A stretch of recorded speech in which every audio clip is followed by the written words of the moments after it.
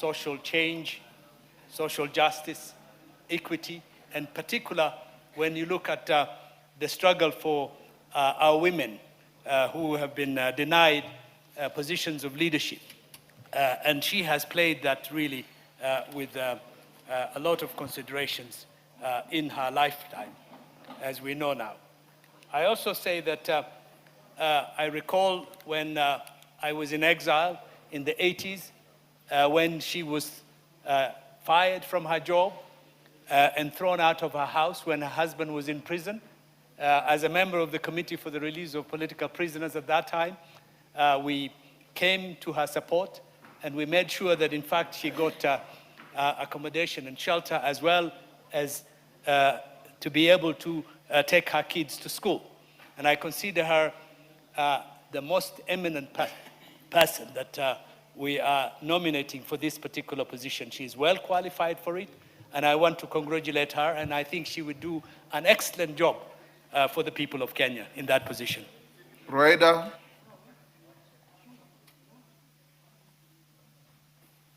Asante Bwana Spika. Mwanzo nataka nami nimpongeze rais mwanzo, kisha nimpongeze Bi Aida. Huyu ni mwanamke ngangari, mwanamke mwenye busara, mwanamke mwenye jitihada nyingi na mwanamke mwenye kusimama na wanawake wenzake. Nimeona wanawake wengi, hata kama mimi sijapitia kwa mikono hiyo, lakini nimeona wanawake wengi wamepitia kwa mikono hiyo. Namuombea kila laheri huku anapokwenda, ahakikishe vile vile anavyoendelea kufanya. Huyu ni mwanamke na nusu. Anatumia ile tunaambiwa mwanamke akitaka kuonekana mpaka ufanye mara mbili ya mwanamume. Huyu ni mwanamke ngangari kabisa. Huku anapokwenda asimamishe Kenya, aweke bendera ya Kenya juu na atujenge jina la wanawake. Asante Bwana Spika. You're done? Yes, Andon Oluoch. Thank you, Honorable Speaker. I just want to highlight some of the things that I think maybe needs to be known about Mama Aida. Other than the name that is known to her by the name Mother of the Nation, Mama Aida was not just mother to her 4 children. She was mother of the nation. We've had 3 first ladies, but only one known by the name Minpin, translated as Mother of the Nation. She carried out herself with a lot of dignity and represented the soft power behind the persona that we knew that was Raila Amolo Odinga.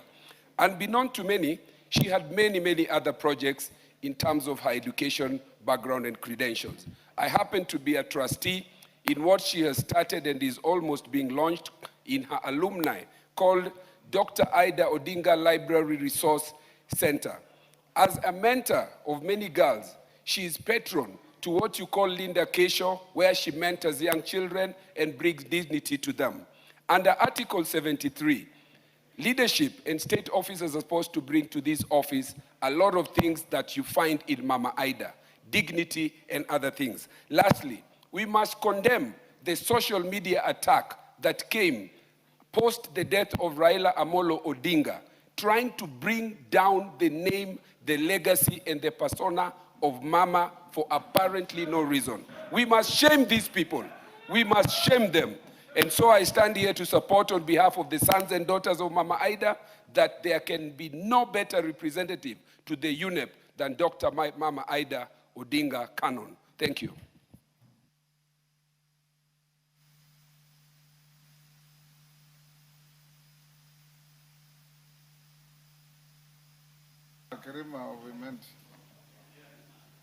Go ahead, Wakili. Give him the mic. Thank you, Speaker. I hope you will not be confusing me again, Speaker, with that man. He is not, we are not of the same caliber in many ways. It's only that we are colleagues. Thank you, Mr. Speaker. First, I thank the President for appointing Mama Aida to this good position, which, Mr. Speaker, is a very honorable position in this Republic of Kenya. That position has not been earned by many people, and if to pick Mama Aida to represent Kenya on that position is something wonderful. I congratulate Mama Ida for being appointed, and when she appeared before us in the committee, she really impressed the committee, and according to her, she is so much committed to our work.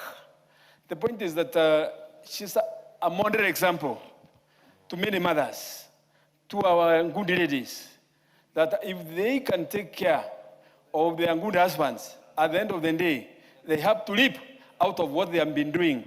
Because actually, if you look at it well, it's out of recognition of Baba, the way she has been supporting Baba, and even her own status. She is entitled to that position. And I know she is going to deliver, and she will make this country proud. Thank you, Mr. Speaker. Wanjala. Rafael Wanjala. Thank you, Honorable Speaker.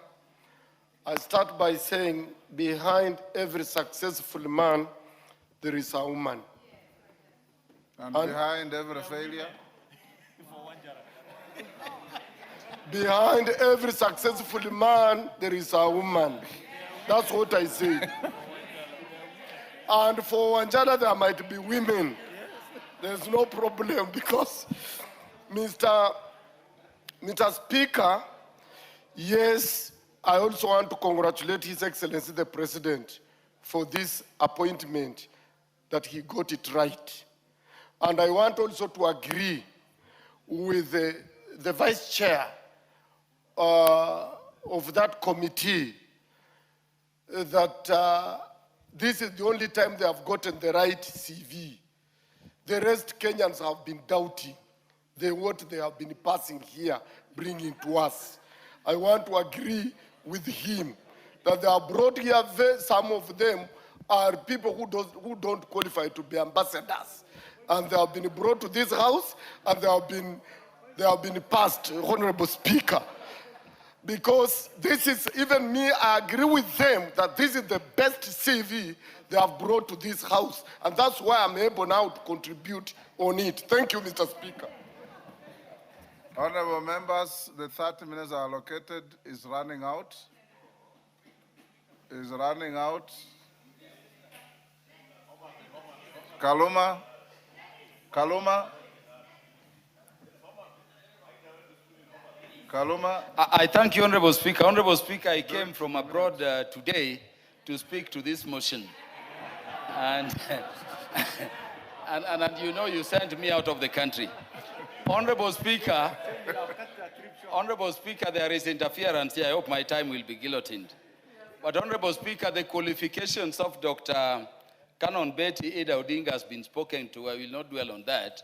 Honorable Speaker, Mama Ida was sadistically sacked from public service before on what was sadistically then termed public interest. I'm happy, Honorable Speaker, Mama Ida Odinga has been nominated and brought before us, again in public interest, this time to pass her. Honorable Speaker, let me thank the President in a very sincere way for this recognition and for the honor vested upon Mama Ida Odinga as a person. Let me also thank Mama Ida Odinga for accepting this nomination to serve the state. We have very many people with the qualifications, with the gravitas, with the dignity, with the grace, with the poise. But Honorable Speaker, you see them loitering outside there instead of giving themselves to serve, the nation in this capacity. The nation called Kenya is going to be a big beneficiary of this. But lastly, Honorable Speaker, there is the project Anthony Oluoch mentioned, which is Dr. Ida Odinga Library and Resource Center. It is in a school in my constituency called Ogande Girls. And if you doubted what Mama Ida has been doing without shouting, go to that project, which hopefully will be launching in March, and I'm inviting my colleagues. Hopefully Mama Ida will be ambassador there. I invite you to see what this great lady we are approving today has been doing behind the screens, as we even send her to go to you. Your time is up. Bensouda. After Bensouda, Junet be ready, and then Ichungwa, then we reply. Thank you, Honorable Speaker, for giving me this opportunity to also add my voice to the most distinguished Canon Ida Dr. Betty Odinga for being nominated to this position. Allow me also to recognize and appreciate the President, Dr. William Samoei Ruto, as a scholar who saw it wise that a scholar deserves that position, and also saw the need that women are capable and competent. Let that lens be continuously magnified so that he can continue seeing more women who can be put in various positions. Honorable Speaker, I rise to talk about Canon Dr. Ida Betty Odinga on her presentability, not only taking care of men, but there are some men you can take care of them and they don't take care of you. So which means in the family of the enigma who passed on, it was a two-way traffic. That is why His Excellency, the late Dr. Raila Amolo Odinga, passed on when he had a woman, not women. A woman, not women. Number two, Wanjala, just relax. Number two, I want to say that as women, I inclusive, Honorable Speaker, the presentability I'm talking about, I can demystify in terms of her intellect, how she presents herself. Go to her house, how she even prepares food. Look at her total dressing. Look at her words. She doesn't dig the words. She talks with calculation, with a lot of psychological influence and intelligence. And that is why I want to say that when she's going to present and represent this nation, we have just gotten it right. Honorable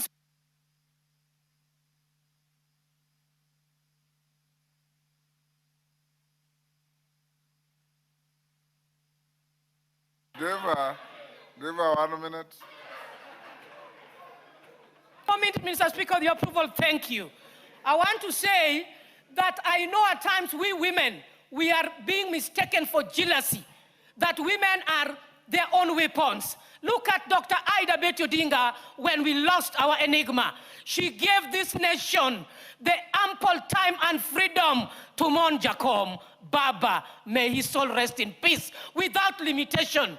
I want to say that she is the patron of what is known as the story of the daughters of the lake.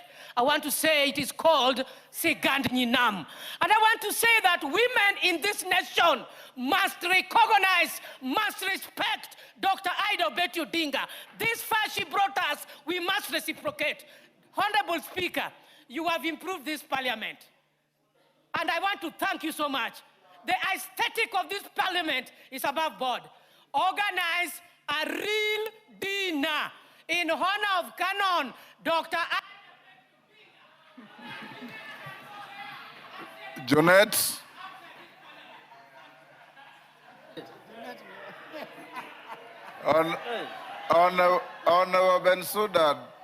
Honorable Bensouda, did you read a book by Molière called The Imaginary Invalid? Go ahead, Jonette.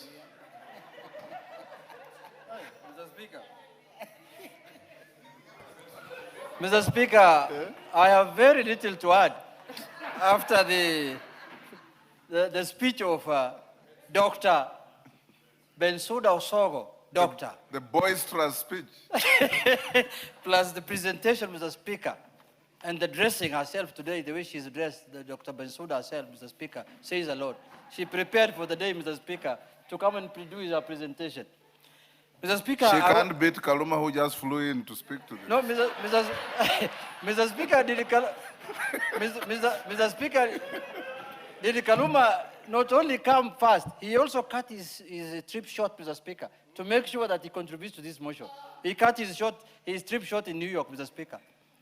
Mr. Speaker, I want to also join my colleagues in supporting the recommendation of the committee that we approve Dr. Canon Ida Odinga as the representative of UNEP for this country, Mr. Speaker. Mr. Speaker, many of us, you know, we came through Baba's hands, but likewise we came through Dr. Ida's hands, Mr. Speaker.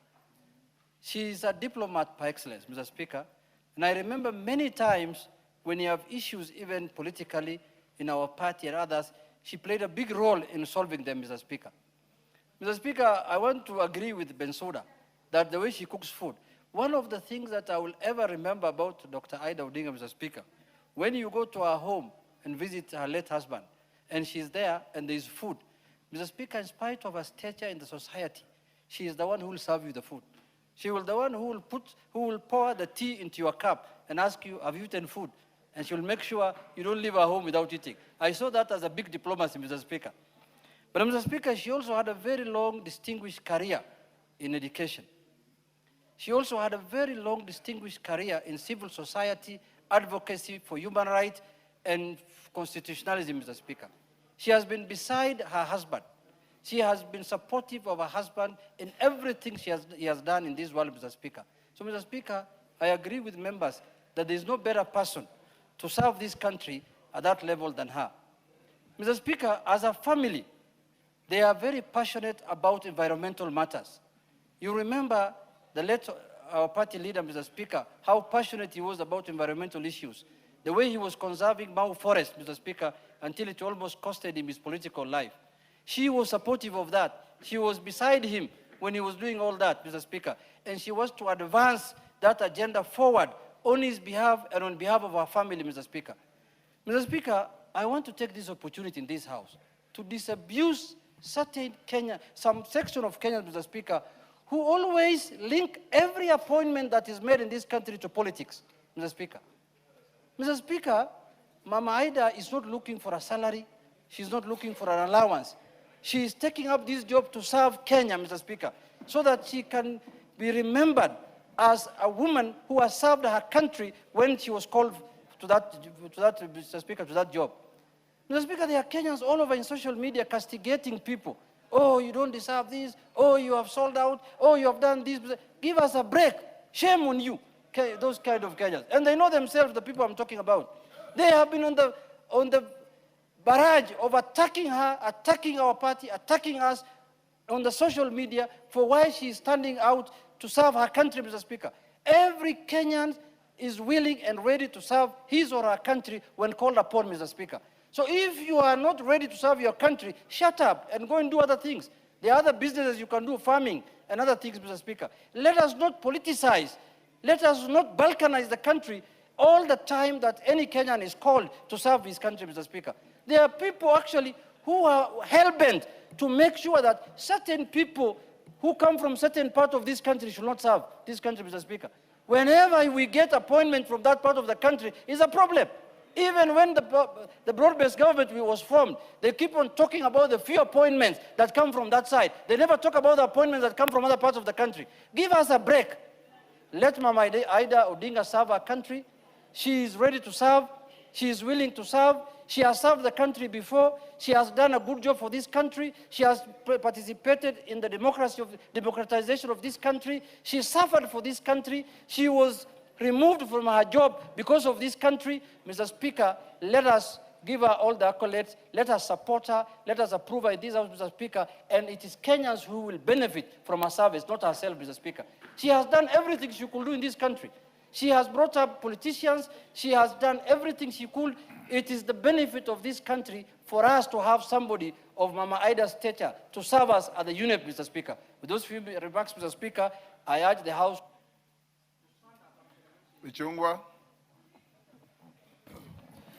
Thank you, Honorable Speaker. And let me, Honorable Speaker, agree with everybody who has spoken that we are approving a great person and a lady of impeccable credentials. Honorable Speaker, looking through her CV, I noted that Dr. Betty Odinga has also served or has experience in international forums, and therefore sits at a very pivotal position today to serve in this diplomatic role as our permanent representative to UNEP. And she has experience in international forums such as the UN Commission on the Status of Women. And this has very well equipped her to serve in the position that she has been nominated in.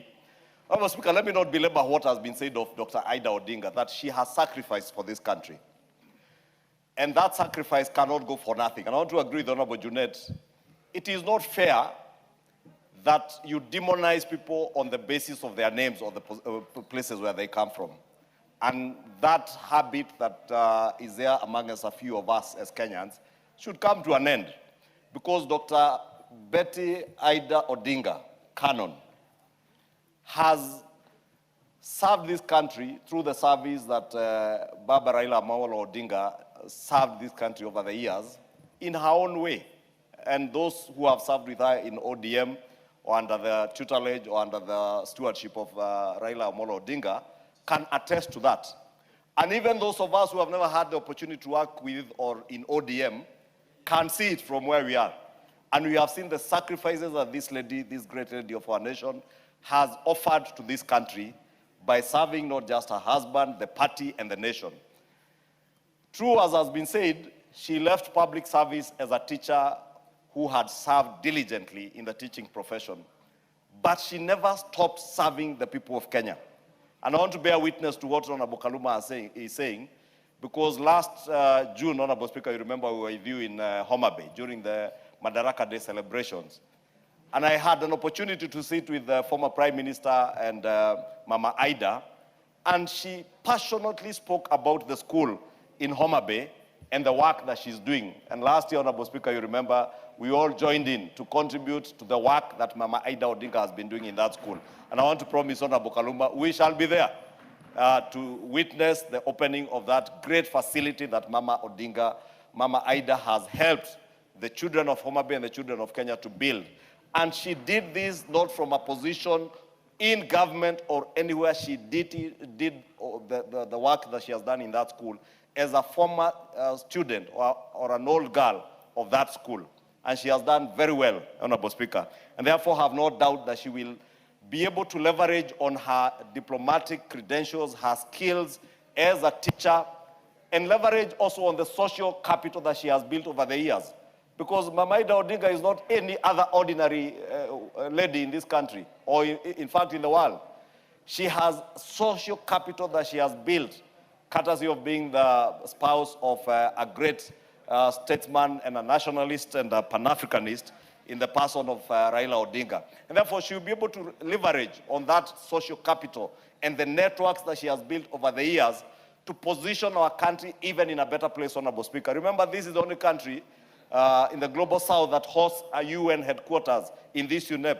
Therefore, I look forward to Mama Ida Odinga being able to use her networks, the social capital she has built across the globe over the years to be able even to pull more UN headquarters into this country, Honorable Speaker. You've seen what has happened in New York, where Honorable Kaluma has just flown in from this morning. Many of the UN agencies that were there are relocating to other places, and there is no better home. Not other places, to Nairobi. To Nairobi. Yes. I was going to say there is no better home for UN agencies than Nairobi. And we look forward to Mama Ida Odinga using her social capital, her networks globally, to be able to convince other global players and the UN family to set up more of their headquarters in Nairobi as they are doing, so that we have more agencies that will be able to create more opportunities for our young people in terms of jobs or job opportunities, Honorable Speaker. And with that, Honorable Speaker, I beg to support and urge the House to approve this great lady of our nation and a great daughter, not just of Migori and Homa Bay, but a great daughter of Kenya and Africa to serve the world, because she deserves to go on and serve the world. And as Junet has said, she's not getting this position, Honorable Speaker, to serve herself. At her age, Honorable Speaker, and you know you cannot tell her age, because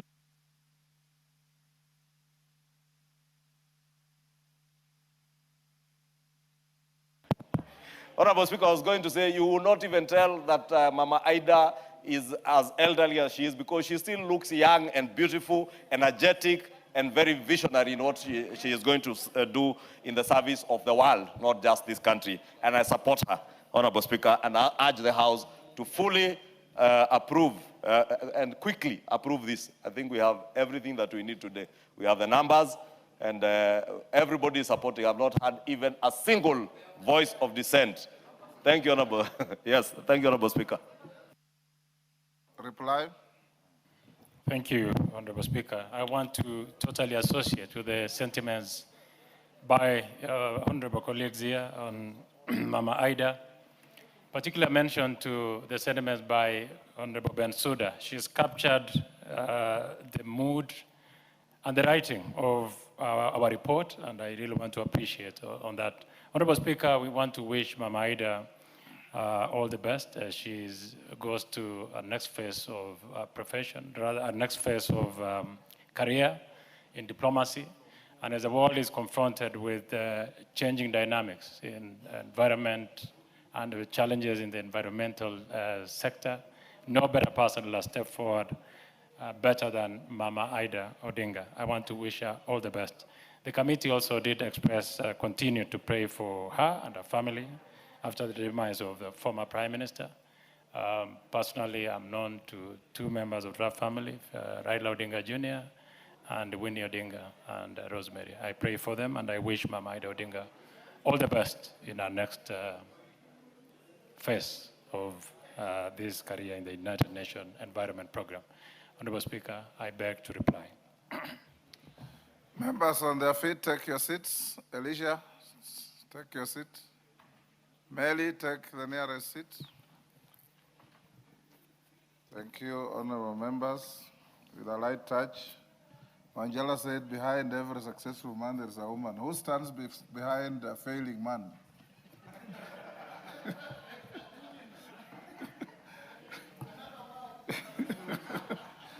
I now put the question at order number 8, which is that taking into consideration the findings of the Departmental Committee on Defense, Intelligence and Foreign Relations in its report on the approval hearing of a nominee for appointment as permanent representative of the Republic of Kenya to the United Nations Environment Program laid on the table of the House on Tuesday, 24th February 2026, and pursuant to the provisions of Article 132(2)(e) of the Constitution and Section 3 and 8 of the Public Appointments Parliamentary Approval Act, Cap 7F, this House approves the appointment of Canon Dr. Ida Betty Odinga, EGH, as the permanent representative of the Republic of Kenya to the United Nations Environment Program.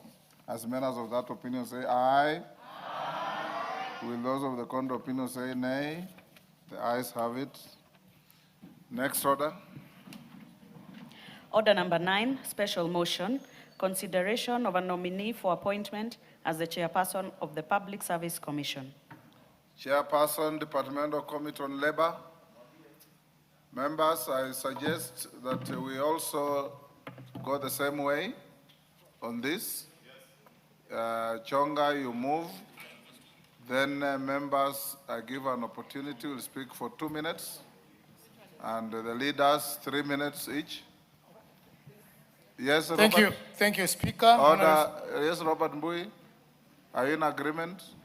Agreement, Mr. Speaker, but not that we have the CS coming in at 4. Yes. So we have about 17 minutes, so we Yes. may need to just Yes. rush through quickly. Okay. Chonga. Thank you, Speaker. Honourable Speaker, I beg to move that this House adopt the report of the Departmental Committee on Labour on the approval hearing of Mr. Francis Major for appointment as the chairperson of the Public Service Commission.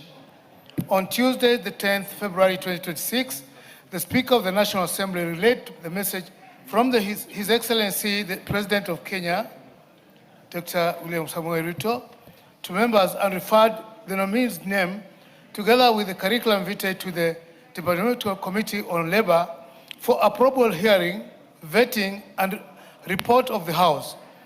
While referring the matter to the committee, the Speaker directed that the committee undertake the approval hearing and report to the House within 14 days in accordance with Section 11, subsection 7 of the PSC Act, Cap 185.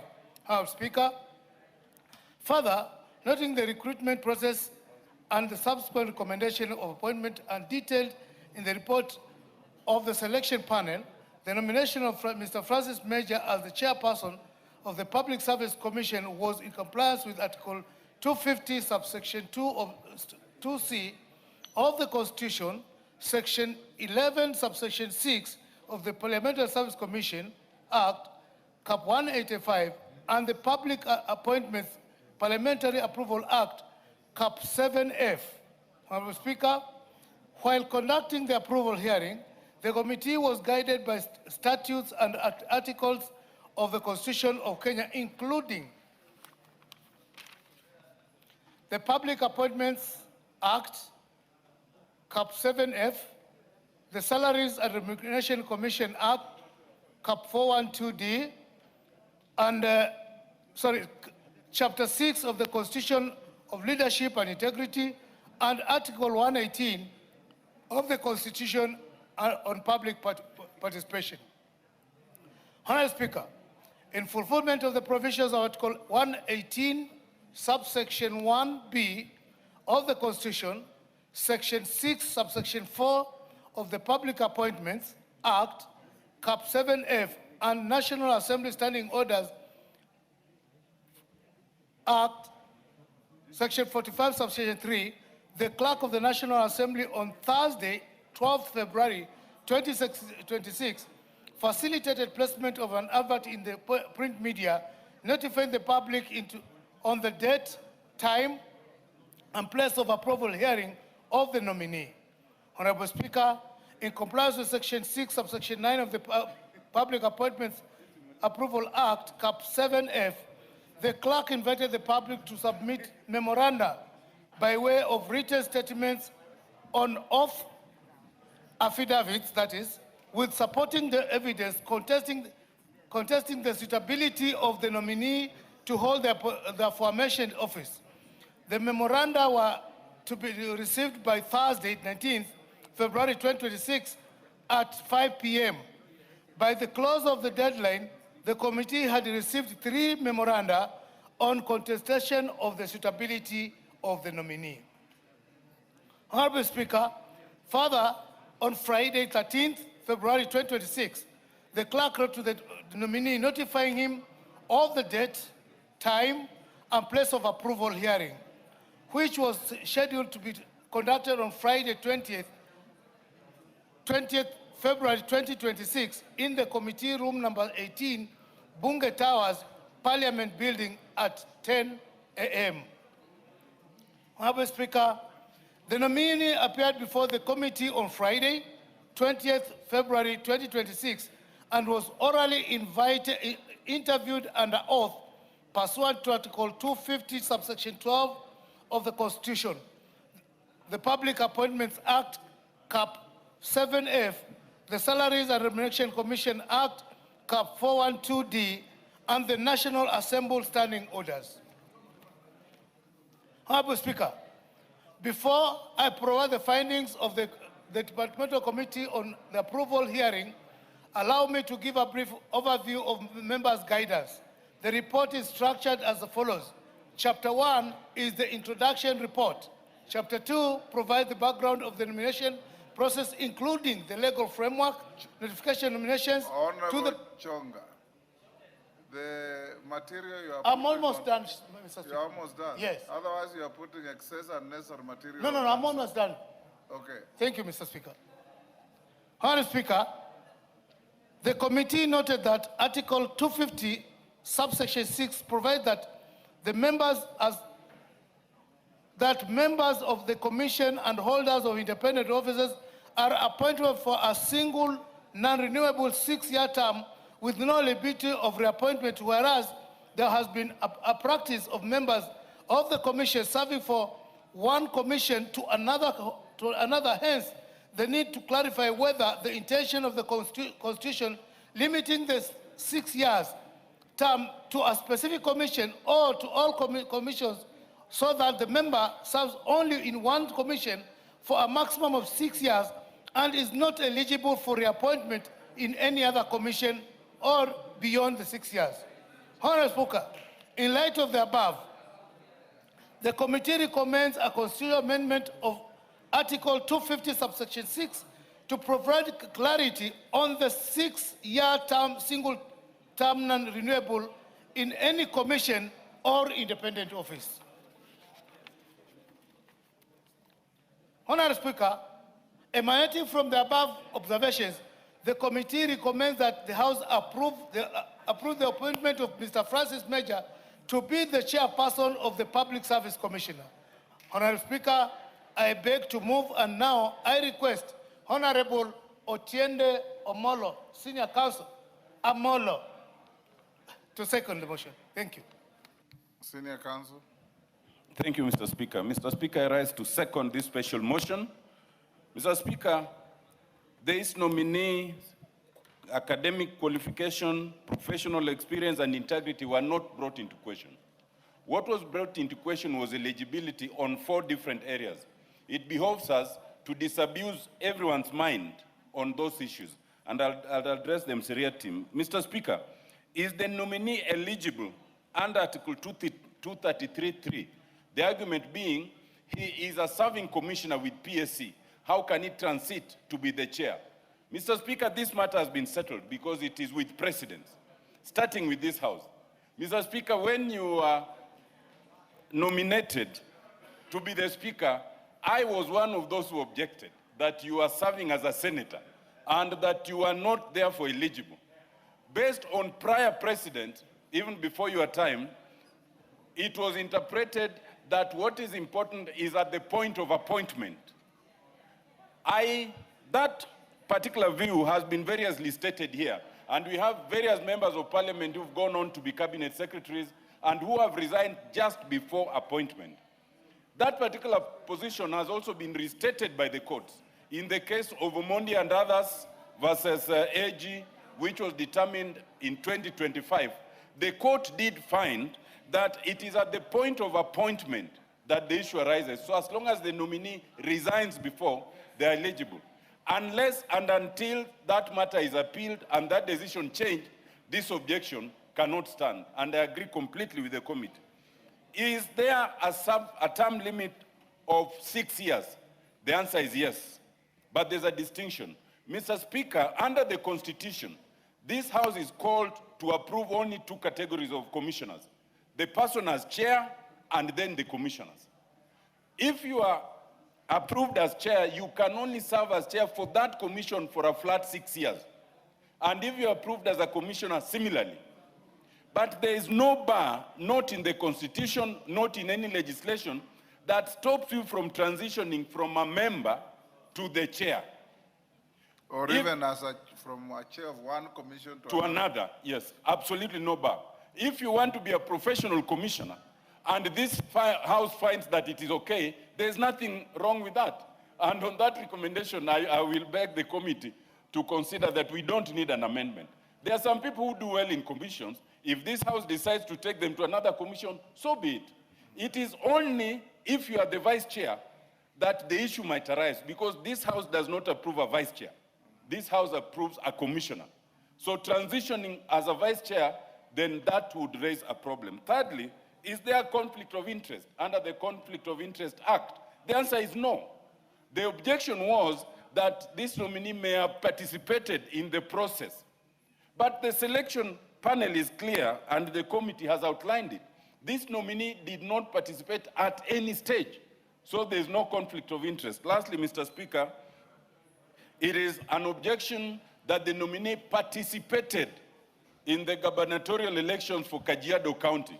Mr. Speaker, it is not an objection that the nominee was a candidate or even a seconder, participated.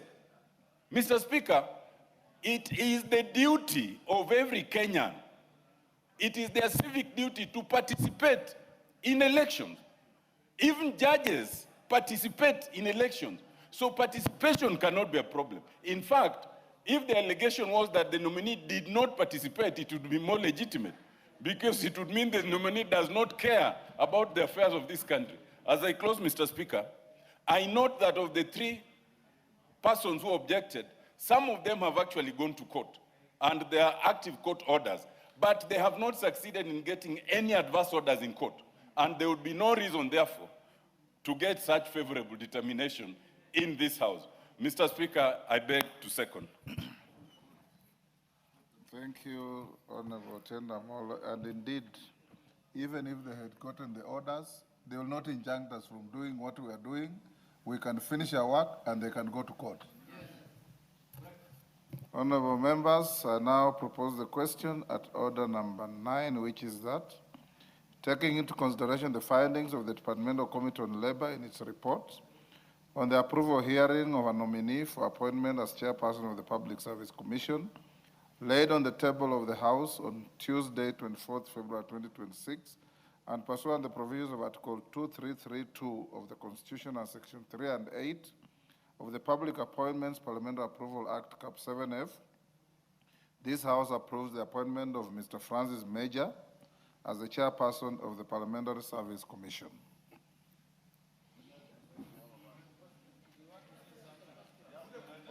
Yes. Ngogoyo. I'll give three for 2 minutes each. Then your leaders. Thank you, Mr. Speaker. I rise to support the motion on the floor. Mr. Speaker, these are the rare appointments that the president does very well. Francis Olemeja. Mr. Speaker, this gentleman was the registrar of motor vehicle before NTSA came into being. He also foresaw NTSA from what it was on its inception to what it is today. Among the few people who get into institution as the CEO, and members of their community are not the majority in that organization. A very fair gentleman in terms of leading an organization. Mr. Speaker, I saw in the report of the committee that there was an objection that he filed. Mr. Speaker, he tried to be the governor of Kajiado, which he never became. He went through the nomination, he did not go through.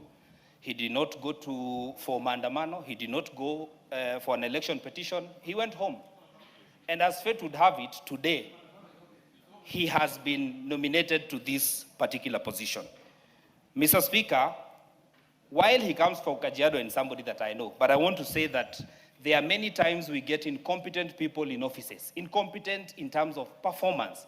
I can bet that this gentleman will serve this country with distinction as the chair of the Public Service Commission. So congratulations, and I want to ask members of this House, kindly let us approve Francis Olemeja. Though he has been nominated by President William Ruto, he is good for the country and for the Republic of Kenya. He is a worker, a diligent servant, and a good son from Kajiado County. Unlike many that might have come from our county, this one is an excellent gentleman. Thank you very much. Yes, Murugara. You have 2 minutes. Thank you very much. Thank you, Honorable Speaker.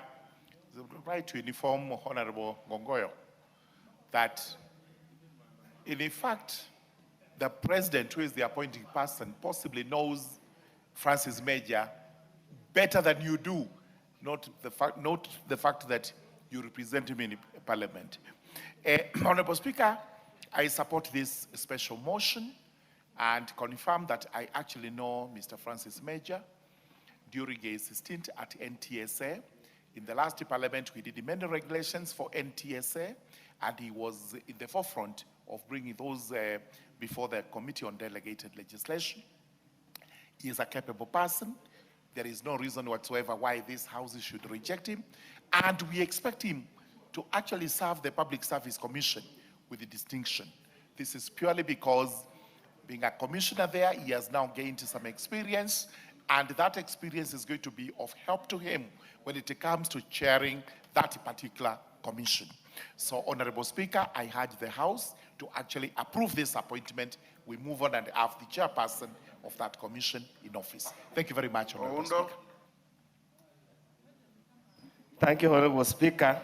Let me also join my colleagues in supporting the report of the Departmental Committee on Labor on its approval of Mr. Francis Major as the chairperson of the Public Service Commission. As Sir George has put it, we interacted with Major many times during my time in the Delegated Legislation Committee, and I found him a very competent, level-headed, sober, and objective gentleman.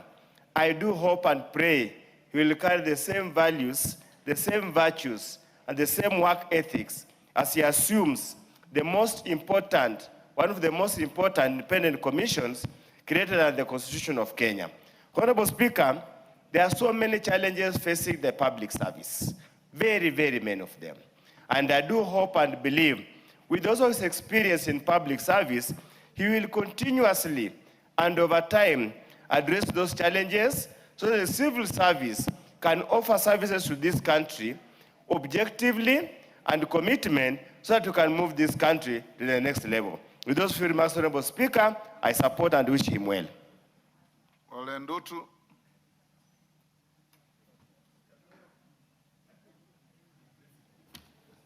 Thank you, Mr. Speaker, for giving me this opportunity to contribute on this very important nomination. Mr. Speaker, I would like to thank the President, sincerely commend and thank the President for nominating Francis Major as a chairperson of our Public Service Commission. As a Kenyan and a leader, we are very grateful as a Maasai community for the trust and the faith on us demonstrated by the President in nominating Francis Major. Dr. William Ruto has indeed picked a qualified Kenyan with a proven track record for the right job. Honorable Speaker, Francis Major brings a lot of extensive wealth of experience in leadership, having served our country in different leadership roles. Recently, as a member of the Public Service Commission, besides being the Registrar of Motor Vehicle, leadership position in the past. Francis Major is known for his leadership as a founding Director General of National Transport and Safety Authority. Mr. Speaker, following his nomination as the Chair of Public Service Commission, Major brings a lot of experience in public sector reform, banking, and strategic management. Finally, Mr. Speaker, Honorable Speaker, Francis Major nomination signify a focus on improving management of public service with his leadership style. I support the nomination. Thank you. Thank you, Olendutu. Yes, Junet. Mr. Speaker, I rise to support the recommendation of the committee, Mr. Speaker. But Mr. Speaker, in Parliament here, we have a standing committee of national cohesion, Mr. Speaker, that has done a lot of report on the way the public service is constituted, Mr. Speaker. And they have raised many, many serious issues, Mr. Speaker. And I'm very happy today that somebody from Kajiado with the name Ole Major is becoming the chair, Mr. Speaker. Mr. Speaker, since independence, there has been a skewed manner of appointment in the public service, Mr. Speaker. And there are certain communities that are almost reaching 50% of other Kenyans, Mr. Speaker. I want Francis Major to address that matter with the agency it deserves, Mr. Speaker, so that every Kenyan feels that he's part and parcel of this civil society that serves them, Mr. Speaker. Mr. Speaker, civil society, the public service, is the face of the unity of this country, Mr. Speaker. This is how, the easiest way you can know whether this country is united or not. Mr. Speaker, when we have skewed appointments, you know, this community is 26% in the public service, this other one is 20, and the third one is 18, and the rest are 6%, 4%, Mr. Speaker, then we are not equal society.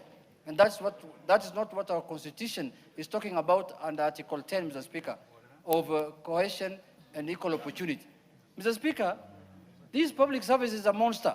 It's an elephant that nobody knows. This public service, this thing is called what? Public Service Commission, Mr. Speaker. It's a monster that you cannot understand its way of operation. You cannot understand the way they recruit people. They just advertise. But by the time advertisements are made, Mr. Speaker, they have decided who's going to be appointed. The interviews are just formalities, Mr. Speaker. We want Francis Major to go there and enhance transparency, Mr. Speaker, so that every Kenyan, irrespective of where he comes from, gets an equal opportunity to serve this country, Mr. Speaker. Mr. Speaker, you will see a long advert in the newspaper all the time, every Tuesday. But when you look at the kind of people that are being appointed, you will see one county or one region having, if it's a 50 appointment of 50 people, 26 or 30 people, and the rest of the Kenyans get drops of 1 or 2 from each county, Mr. Speaker. If we continue with that trend, and I know Major, the way he has done a good job at NTSA, he can do a good job. If we continue with that trend, Mr. Speaker, that is the beginning of the fall of this country, Mr. Speaker. So I have a lot of faith and hope that Mr. Francis Major will change that, Mr. Speaker, and I support his appointment. Ichungwa. Chonga, get ready to reply. Thank you, Honorable Speaker. Honorable Speaker, I also join everybody else in supporting the appointment of Major, Francis Major. And as has been said, this was our inaugural DG of NTSA, and he did a splendid job at NTSA. And I know when I say Major to Francis that patience pays. He knows what I mean when I say patient space, because he's been a patient man, after he lost his bid to be the governor for Kajiado County. And he's been patient and very diligent in many of the public appointments that he has had, including his term as a commissioner at the Public Service Commission.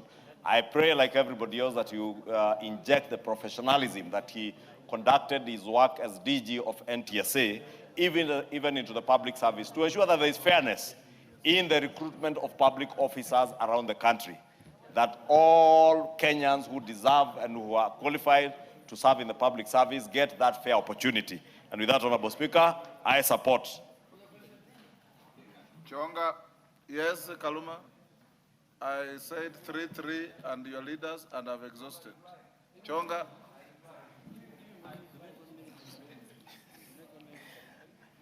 Speaker, I am being seduced to donate 1 minute to Honorable Kaluma. Avoid that seduction. Move. Well guided, Speaker. Speaker, let me take this opportunity, first of all, to appreciate all the members who have contributed to this report. Honestly, we had done our due diligence, and we realized that Francis indeed was qualifying for this position. And as well articulated by Honorable Tiendo Molo, more especially for the sections that were being contested as to why Francis should not be, Francis Major should not be the chairperson of Public Commission, have been very well analyzed, to the extent that all of us understand that whoever was contesting might have been doing it not in good faith. I therefore, Mr. Speaker, beg that I reply and move this report. Naomi, take a seat. Yeah? Take your seat.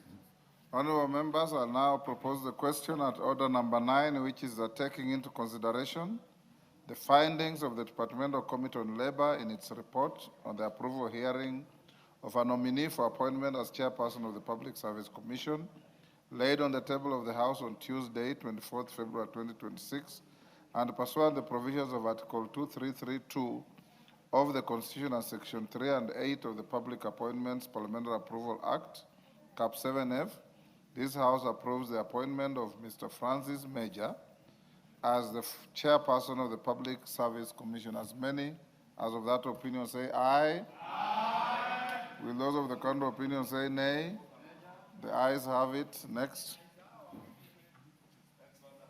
We'll dispose of the next motion in the same way. The minister is now in the House waiting. Order number 10, motion. Consideration of the field development plan and production sharing contracts for 2 blocks in Turkana County. Chairperson, Committee on Energy, Gikaria. Give Gikaria the mic. Thank you, Honorable Speaker. I beg to move that this House adopt the report of the Joint Committee of the Departmental Committee on Energy of the National Assembly and the Standing Committee on Energy on the State of the Senate on consideration of the Field Development Plan for South Lokichal Basin and the production sharing contract. The motion as framed on the order paper. No shortcuts. Okay. Honorable Speaker, I beg to move that this House adopts the joint report of the National Assembly Departmental Committee on Energy and the Senate Standing Committee on Energy on their consideration of the Field Development Plan and Production Sharing Contract for Block T6, T7 in South Lokichal Basin, Turkana County, laid on the table of the House on Tuesday, 24th February 2026, and pursuant to the provisions of Article 31 of the Constitution and Section 31(2)(a) of the Petroleum Act, Cap 308, approves the ratification of the Field Development Plan and the Production Sharing Contract for Block T6, T7 in South Lokichal Basin, Turkana County. Honorable Speaker, let me first of all say that this is one of the biggest investment that will be happening in the country, Honorable Speaker, that is going to invest around 1.9 trillion Kenya shillings to be able to develop the Turkana in the oil in Turkana oil field. The South Lokichal Basin, Honorable Speaker, the PDF, that is production sharing contract, together with the associated production sharing contract in block T6 and T7 was tabled in the House on the 27th November 2025, pursuant to Article 71 of the Constitution. The article requires that any grant of right or concession for the exploitation of the natural resource by or on behalf of the national government be ratified by Parliament. Honorable Speaker, this PSC and FDP outlines the proposed commercial development in the 6 oil discoveries, Honorable Speaker. Article 96 of the Constitution, Honorable Speaker, mandates Senate to represent and protect the interests of counties and their governments. Article 95(2) of the Constitution mandates the National Assembly to deliberate on and resolve issues concerning the people of Kenya. And this is why, Honorable Speaker, both you and the Speaker of the Senate did pronounce yourself to the joint committee that undertook this exercise. The joint committee also received written memorandum, Honorable Speaker, from members of the public, various stakeholders, following advertisement placed on the newspaper on the 29th November 2025. It further engaged key stakeholders, including ministry, government agencies, oil and gas experts, and the contractor, that is Gulf Energy BV.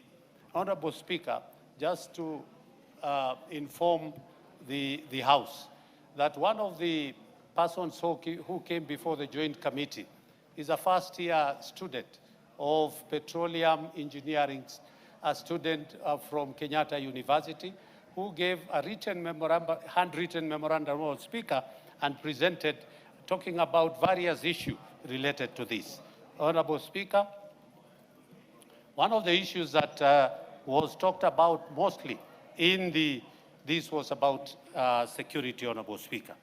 Most of the people who gave their input, Honorable Speaker, talked about the security-related matters that might hamper the production of the crude oil. Honorable Speaker, notable issues that we talked about and observed were constitutional and legal compliance. Honorable Speaker, the whole project, the PDF and the production sharing contract, Honorable Speaker, did fall towards adhering and complying with the Constitution and the relevant laws. Honorable Speaker, the nature of the resources and the production realities, Honorable Speaker, it is important to note that Kenya crude oil is waxy and solidifies at room temperature. And that one, Honorable Speaker, because of the low sulfur, it is a very rich product. On unlocking the first oil in Kenya, Honorable Speaker, ratification will unlock Kenya's first commercial oil production, targeted for December 2026.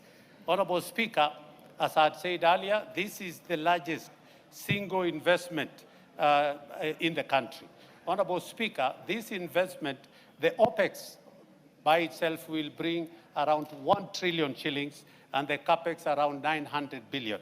Honorable Speaker, around 73% of this will be left within Turkana for purposes of uplifting the Turkana County, Honorable Speaker. The economic and strategic value to the nation, Honorable Speaker, the government revenue is projected to be between 1.5 billion and 2.9 billion over the project life. Honorable Speaker, the project mobilizes around 7.6 billion in capital and operating expenditure. Honorable Speaker, there's transformational infrastructure development. Honorable Speaker, as we do this project, the government is going to invest on the enablers to a tune of over 56 billion shillings, Honorable Speaker, ranging from the road infrastructure, electricity in terms of energy, water, Honorable Speaker, that will be done by KDF, that will not only benefit the production of the oil, but Honorable Speaker, the locals will also benefit from domestic use and irrigation. Honorable Speaker, on transformational infrastructure development, Honorable Speaker, is what I've spoken about the roads, Honorable Speaker. Honorable Speaker, let me talk about the local content. Honorable Speaker, we have agreed that every job in that production cycle will be done by the locals from Turkana. 100% for the unskilled labor and around 70%, Honorable Speaker, for the skilled labor, depending on whether the Turkana community will be having those kind of profession within. Honorable Speaker, there will be trucks, over 600 trucks, Honorable Speaker, that will be used to, on the first phase, to ferry the crude oil from Turkana to Mombasa. Honorable Speaker, 85% of that will go to Turkana County. Honorable Speaker, we also looked into the environmental safeguards, and the FDP, the field development does assure us that the project adheres to international environmental and social standard, including zero routine flaring, biodiversity protecting measures, comprehensive waste, and also the safeguards to ensure responsible development without compromising environmental integrity. Honorable Speaker, the community engagement and benefit sharing. Honorable Speaker, it is as per the Petroleum Act that the government will be getting 75%, while the counties will be getting 20%, and the community from Turkana, particularly in the area where we'll be getting the oil, will be getting 5%, Honorable Speaker. It's also this did align with the national interest, Honorable Speaker. Ratification enables Kenya to move this discovery of the production of oil to avoid further investor uncertainty. Honorable Speaker, I want to end by saying that this is more than a contract. It is a project that will finally unlock Kenya First Oil, deliver jobs, restore dignity in Turkana, strengthen our economy, and transform our national infrastructure. It complies fully with the Constitution and statutory requirements, respects community rights, safeguards our environment, and advances our national strategic interest. Lastly, Honorable Speaker, I move that the House ratify the field development plan and the production sharing contract in Block T6 and T7 so that Kenya may take its rightful place among the oil-producing nation, secure posterity, and for generations to come. Honorable Speaker, I want to end there and invite my deputy, Honorable Lomenen Aramat, CBS MP, to second the motion. I thank you, Honorable Speaker. You don't end there, you beg to move. You beg to move the motion and invite somebody to second. Sorry, Honorable Speaker, I beg to move the motion and invite Honorable Lomenen Aramat to second. Aramat. Give Aramat the mic. There you are. Thank you, Speaker. And Chairman, I'm not Lomenen, I'm Lamankan Aramat. Chairman, Honorable Speaker, I beg to second that the House adopt the report of the Joint Committee of Departmental Committee of Energy of the National Assembly, and the Standing Committee of Energy of the Senate on the consideration of the field development plan for South Lochar Basin and the production sharing contract for the Block T and Block 7. Honorable Speaker, I don't want to labor much because our chairman has spoken, but allow me to say something, Honorable Speaker, that Article 71 of the Constitution, which require Parliament to ratify for any grant of rights to explore national resources, and the instrument before the House, tabled on 27 November 2022, including South Lockchar Development Plan and the production sharing contracts for an associated addendum aligning the agreement to the Constitution and statutory framework under the Petroleum Act of 2019. Speaker, phase one that will start in 2026 to 2023, target a peak of 20,000 barrels of oil per day, and phase two of 2032 to 2050 will scale up to 50 barrels per day. Honorable Speaker, this is a capital-intensive undertaking that will have an approximately 753 billion and operating costs of 1.06 trillion.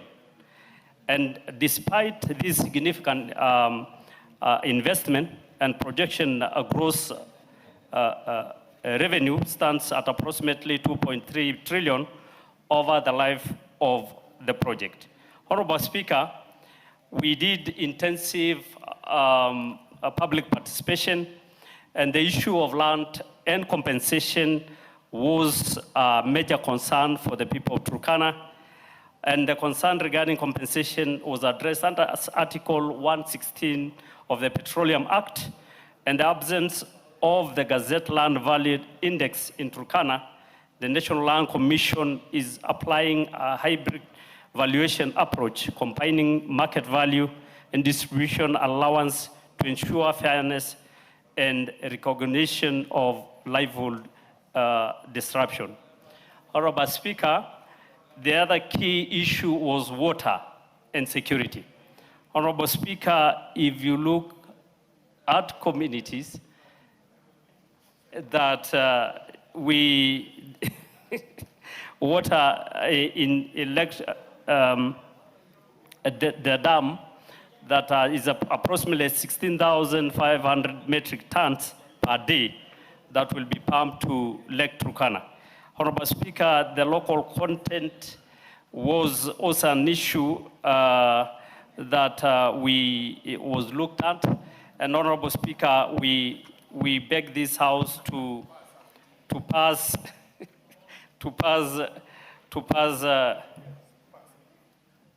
adopt this report of the Joint Committee as laid and tabled in the House. I second. Order, members on their feet, take your seats. Honorable members, I now propose the question at order number 10, which is that this House adopts the joint report of the National Assembly Departmental Committee on Energy and the Senate Standing Committee on Energy on their consideration of the Field Development Plan and Production Sharing Contracts for Block T6 and T7 in South Lokichar Basin, Turkana County, laid on the table of the House on Tuesday, 24th February 2026, and pursuant to the provisions of Article 71 of the Constitution and Section 31(2)(a) of the Petroleum Act, Cap 308, approves the ratification of the Field Development Plan and Production Sharing Contracts for Block T6 and T7 in South Lokichar Basin, Turkana County. Majority Leader. Honorable Speaker, since I see the Cabinet Secretary is already in the vicinity of the House, allow me to take this opportunity to thank the Committee for Energy for the great work they did, especially carrying out extensive public participation in the counties of Turkana, West Pokot, Uasin Gishu, Trans Nzoia, Lamu, and Mombasa counties. And Honorable Speaker, the Kenyan people, when it was reported some years back, almost a decade ago, that we had discovered oil, have patiently waited for us to transition from the point of discovery to now development and production. And what we are doing this afternoon is to approve that field development plan and the production and profit sharing agreement that has been entered to between the developers and the government of Kenya. And for those who have cared to read the report that was tabled by the chairman of the committee on Gachagua yesterday, this FDP, or this field development plan, covers at least 6 blocks. The blocks of Ngamia, Amosing, Twiga, Ekale, Agete, and Etom. And as you can see, Honorable Speaker, all the members from Turkana County, from the Honorable Rico, Nicole, to the member for Loima, they are all in the house because this matter is very pertinent for them. Because many a times, Honorable Speaker, these people from the northern part of Kenya have been vilified because of the marginalization that pertained in our country since we gained our independence. Honorable Speaker, the session of paper number 10 of 1965 made our economy to grow in a very skewed manner. And these are things that we must speak out to and be open to, Honorable Speaker. And I know there are those who are petty, who see some regions of this country as worthless, that the north is dry and there's nothing valuable that comes from there, and even take the people from these areas with contempt. And I want to speak to those hate mongers, Honorable Speaker, and tell them that those places that you vilified in yesteryears are the new frontiers that will move our country to a first world nation, Honorable Speaker. And Honorable Speaker, we just approved the approval of the permanent representative to UNEP, Mama Ida Odinga. And matters climate change and fossil oils are a topical issue in the world today. But we cannot do away with fossil oil, Honorable Speaker, in a country that is still developing like ours. We must invest in these fossil oils to be able to move our economy to the next level, Honorable Speaker. Honorable Speaker, I went through last night through this report by the committee, and I must say they have done a splendid job. Through the public participation, all the salient issues that the people picked, from land compensation and the role that the National Land Commission will play, to profit sharing between the government and the developer. We are moving away from a position where before we were to share profit 50-50 to a graduated profit sharing all the way to almost 75 and 80%, as I saw in the report, Honorable Speaker. You start with about 50-50 and end up to 75%, government taking 75% and the contractor 25%. To profit sharing between...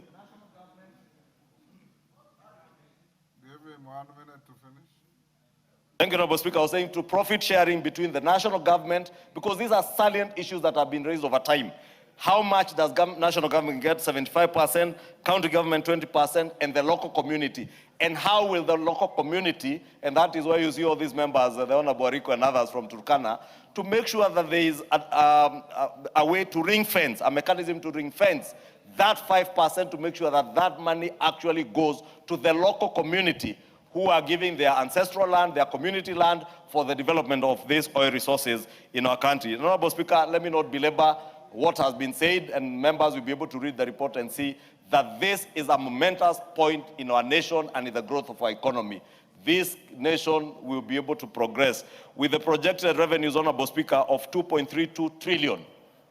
Honorable Speaker, speaks volumes to what we are going to be doing in the next few weeks, to have a national sovereign wealth fund that will ensure that the money that is generated by such natural resources of our country do not go to waste. They benefit our generation and future generations, Honorable Speaker. And with that, I beg to support and urge the House to support this field development and revenue sharing agreement. Thank you, Honorable Speaker.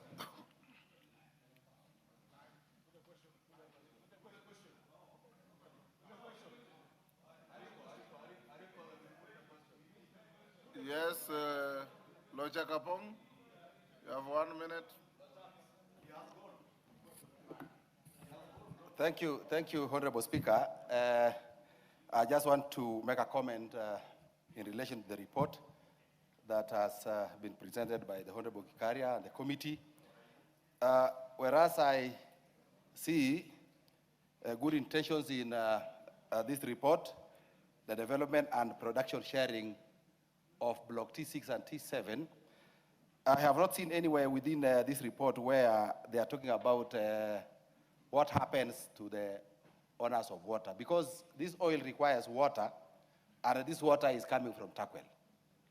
And we are being told that here we are talking about a supply of water for domestic, for irrigation within West Pokot and Turkana. We are being given truck parks along the road. And then they are also saying projects of irrigation will be shared between Turkana County and West Pokot.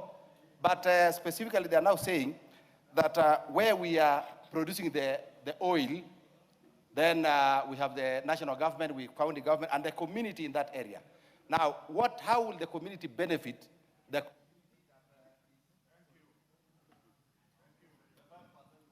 Point made. Ariko.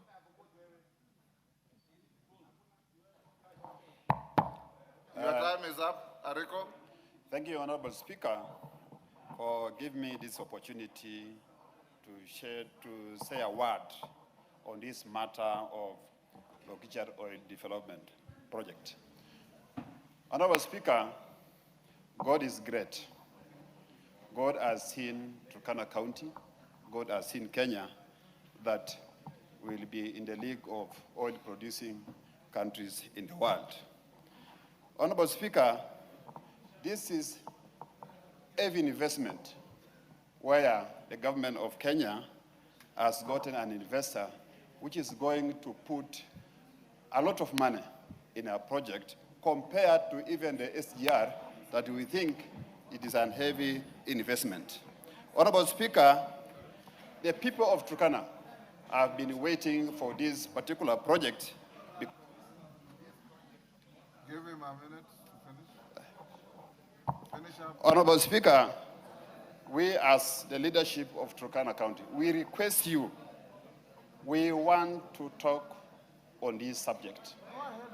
So, Honorable Speaker, allow me to shed some light on what the people of Turkana request from this project. The gains from this particular project, the infrastructure that is being brought by this project, that will be derived from this project, includes the road network or the railway network from the oil field where we will be transporting oil from Lokichar Oil Basin to. Honorable Speaker, I'm really worried about those signals. So if you stop complaining, you'll make your point. So just go on. Honorable Speaker, the transfer of technology. Yes.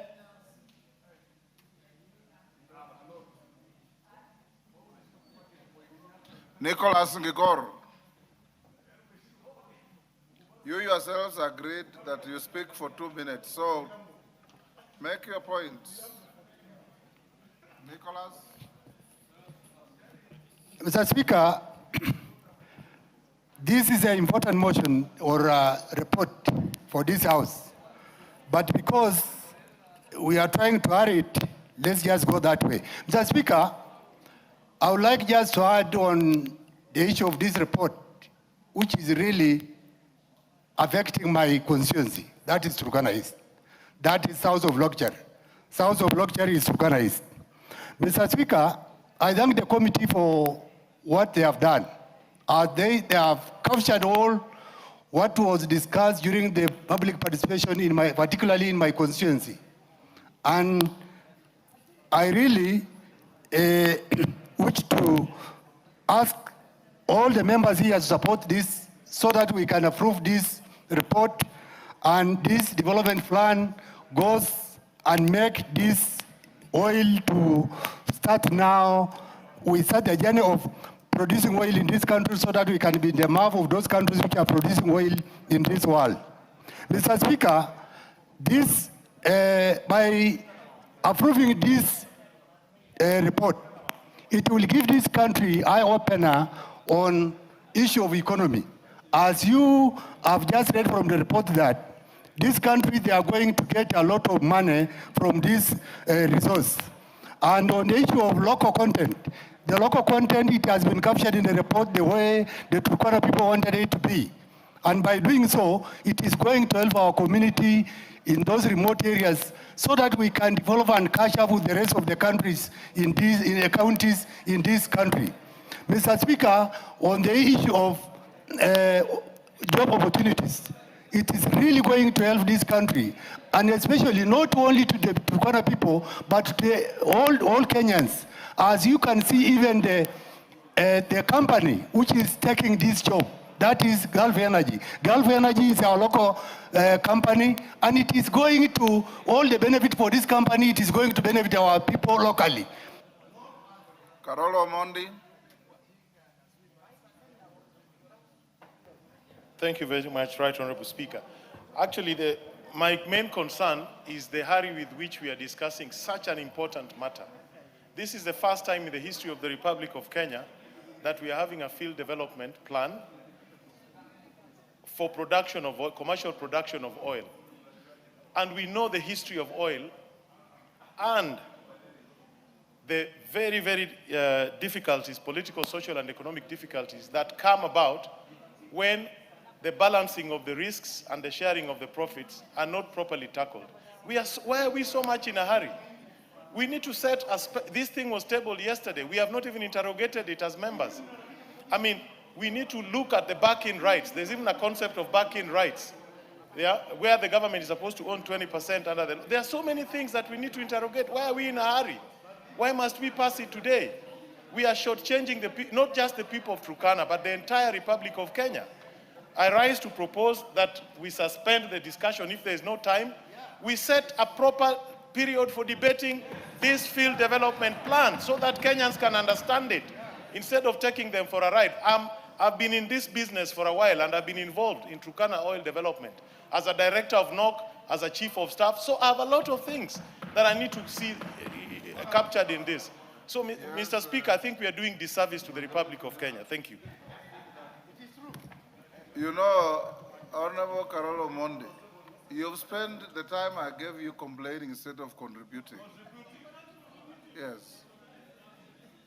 Yes, Majority Leader, what is your point of order?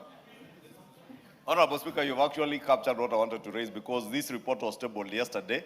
The Honorable Carolo Mondi is spending his time lamenting instead of saying what he read in the report. This committee spent a lot of time engaging with the public, and those of us who took our time last night to read the report and yesterday afternoon are keen to contribute substantively. And you can see there are members who want to contribute. Nabwin. Honorable Nabwin. Thank you, Mr. Speaker. Mr. Speaker, I rise to support this report. Mr. Speaker, I wanted to put it like this. The Turkana people have waited for more than 14 years to have this oil get out of the ground and enjoy the benefit. Mr. Speaker, I can't imagine the benefits that come with this production of this oil. Mr. Speaker, the opportunities that the Turkana people have spoken to during public participation are enormous, like the employment opportunities, the business opportunities. They want to see that come to fruition. Mr. Speaker, of specific importance is the insecurity along that area. The Turkana people are looking forward to government ensuring that the insecurity situation comes down.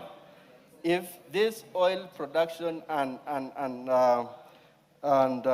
movement can bring down the insecurity, then be it. It should start like yesterday. That is what Turkana people are telling this parliament. So approve it. Thank you, Mr. Speaker. Mother.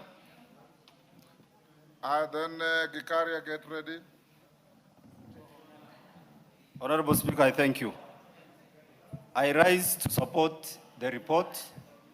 Honorable Speaker, it is not about ratifying the report that we are here. Honorable Speaker, I remember traveling or attending with you a conference in Australia. Yes. Perth. Yes. And one thing that you raised in that meeting with the CEO for Titanium is that it's not good to dwell on pit to port. And in this case, Honorable Speaker, Turkana needs to be a model of transformation in general. And Honorable Speaker, this is the time that we can be able to extract this oil or fossil fuel, because Kenya is trying to reduce the carbon emissions by 32% by the year 2030. And the globe generally is also transitioning from fossil fuel to renewable energy, Honorable Speaker. And so, Honorable Speaker, if we are ratifying... Honorable Ruku, you should be reminded that you are no longer a member of this house. Go on, Mother. And so, Honorable Speaker, when we are ratifying this report, Honorable Speaker, we should make Turkana a national corridor of transformation or development, and not just a pit where we extract and move with the oil in other places. Honorable Speaker, I support. Vicaria. Thank you, Honorable Speaker. I want to thank all the members who have contributed towards this very important investment in this country. Honorable Speaker, I know so many issues has been raised. One issue has been raised from West Pokot. But Honorable Speaker, I wish that the members would take their time, since I tabled this report yesterday, to go through and see the immense benefit that is going to benefit not only the Turkana where the oil is coming, but the other 6 counties where the route, maybe the transport route from and where we will be storing in Mombasa. We had 6 counties as indicated by the Majority Honorable Speaker. I just beg that members will read this report and see the profit that is going and the benefit that is going to bring to this country. A 2.3 trillion investment in this country, Honorable Speaker, is one of the biggest investment. I beg to reply, Honorable Speaker. Honorable members, order. Honorable members, I'll now put the question at order number 10, which is that this House adopts the joint report order. That this House adopts the joint report of the National Assembly Departmental Committee on Energy and the Senate Standing Committee on Energy on their consideration of the Field Development Plan and Production Sharing Contracts for Block T6 and T7 in South Lokichar Basin, Turkana County, laid on the table of the House on Tuesday, 24th February 2026, and pursuant to the provisions of Article 71 of the Constitution and Section 31, 2A of the Petroleum Act, Cap 308, approves the ratification of the Field Development Plan and Production Sharing Contracts for Block T6 and T7 in South Lokichar Basin, Turkana County. As members of that opinion say aye. Aye. Will those of the contrary opinion say nay? The ayes have it.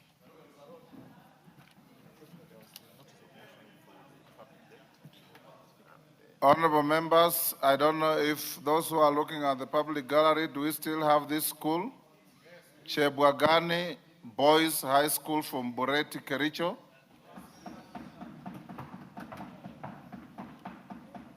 On my behalf and on behalf of the House, I welcome the students, their teachers, and those accompanying them to the House of Parliament.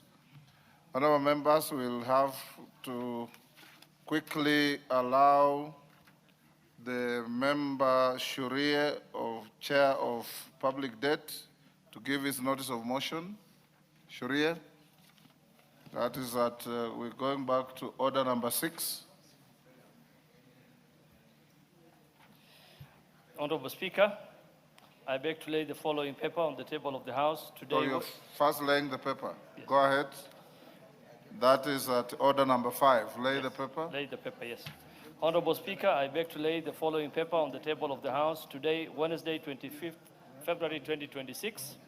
Report of the Public Debt and Privatization Committee on its consideration of the medium-term debt management strategy for the financial year 2026-2027 to 2028-2029.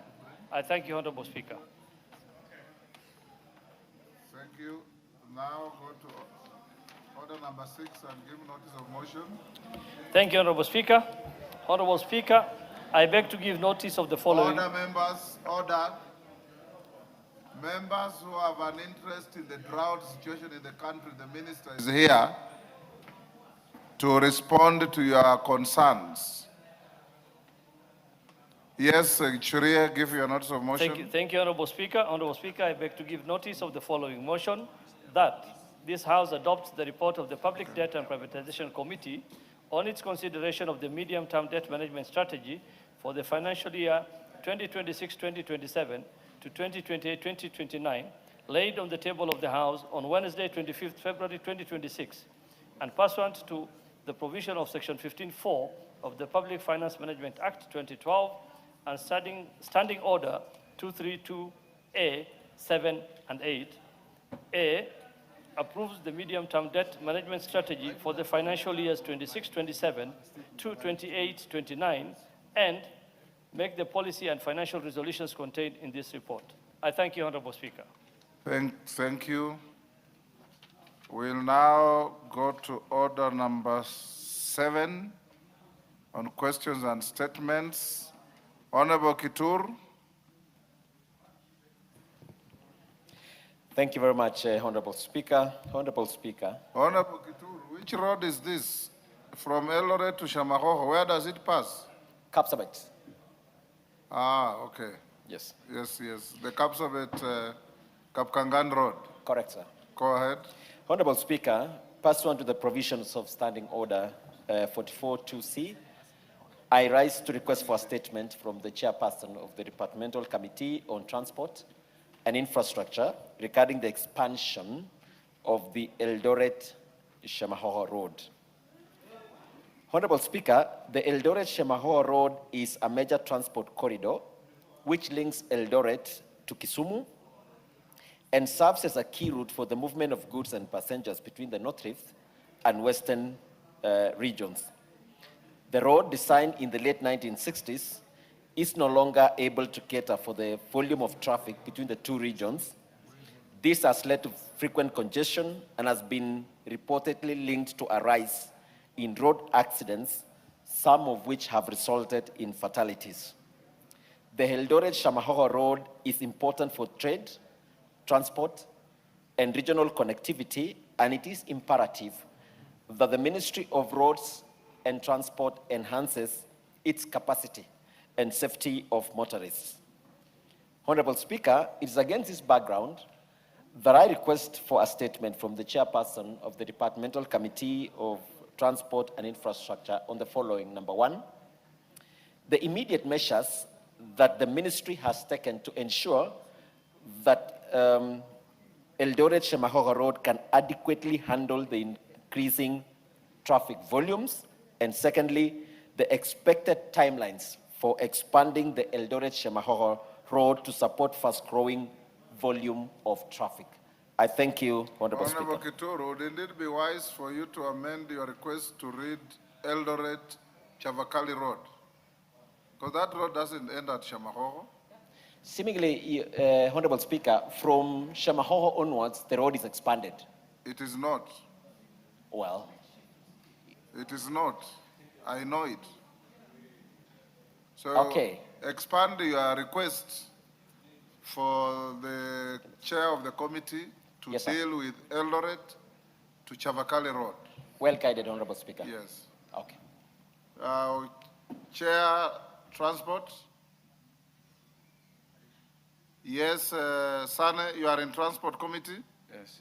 Mr. Speaker, I promise on behalf of the committee that there shall be a response 1 week after the recess, Mr. Speaker. No, the first week of end of recess, because you have 3 weeks to go.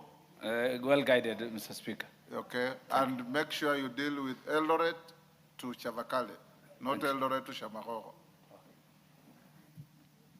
Osoro?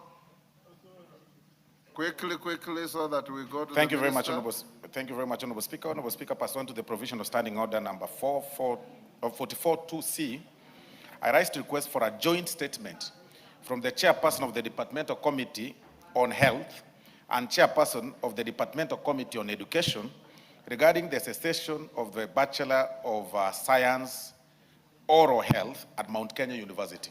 Honorable Speaker, the Minister of Health, in a letter dated 15th December 2025, wrote to the Vice Chancellor directly from the Minister of Health, the Vice Chancellor of Mount Kenya University, directing them to halt offering the Bachelor of Science Community Oral Health course and transition to Bachelor of Dental Surgery program, and to transition all students who are currently enrolled in the program and had completed the course to the dental surgery program. Honorable Speaker, it's against this background that I request for the joint statement from the chairman or chairperson of the Departmental Committee on Health and the chairperson of the Departmental Committee on Education on the following. Why the Ministry of Health is writing to the university to stop the program without following the due process and without reference to the Ministry of Education, that is one. Two, noting that the university in question is duly accredited to offer this course, is it in order for the Ministry of Health to direct that the program be transitioned to Bachelor of Dental Surgery program and cease to offer it under the Bachelor of Science Community Oral Health, noting that it seeks to enhance community oral health, Honorable Speaker, oral health awareness? I thank you, Honorable Speaker.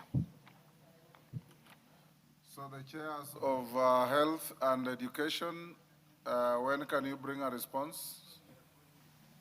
Meli, you have the mic. Yes, thank you, Honorable Speaker.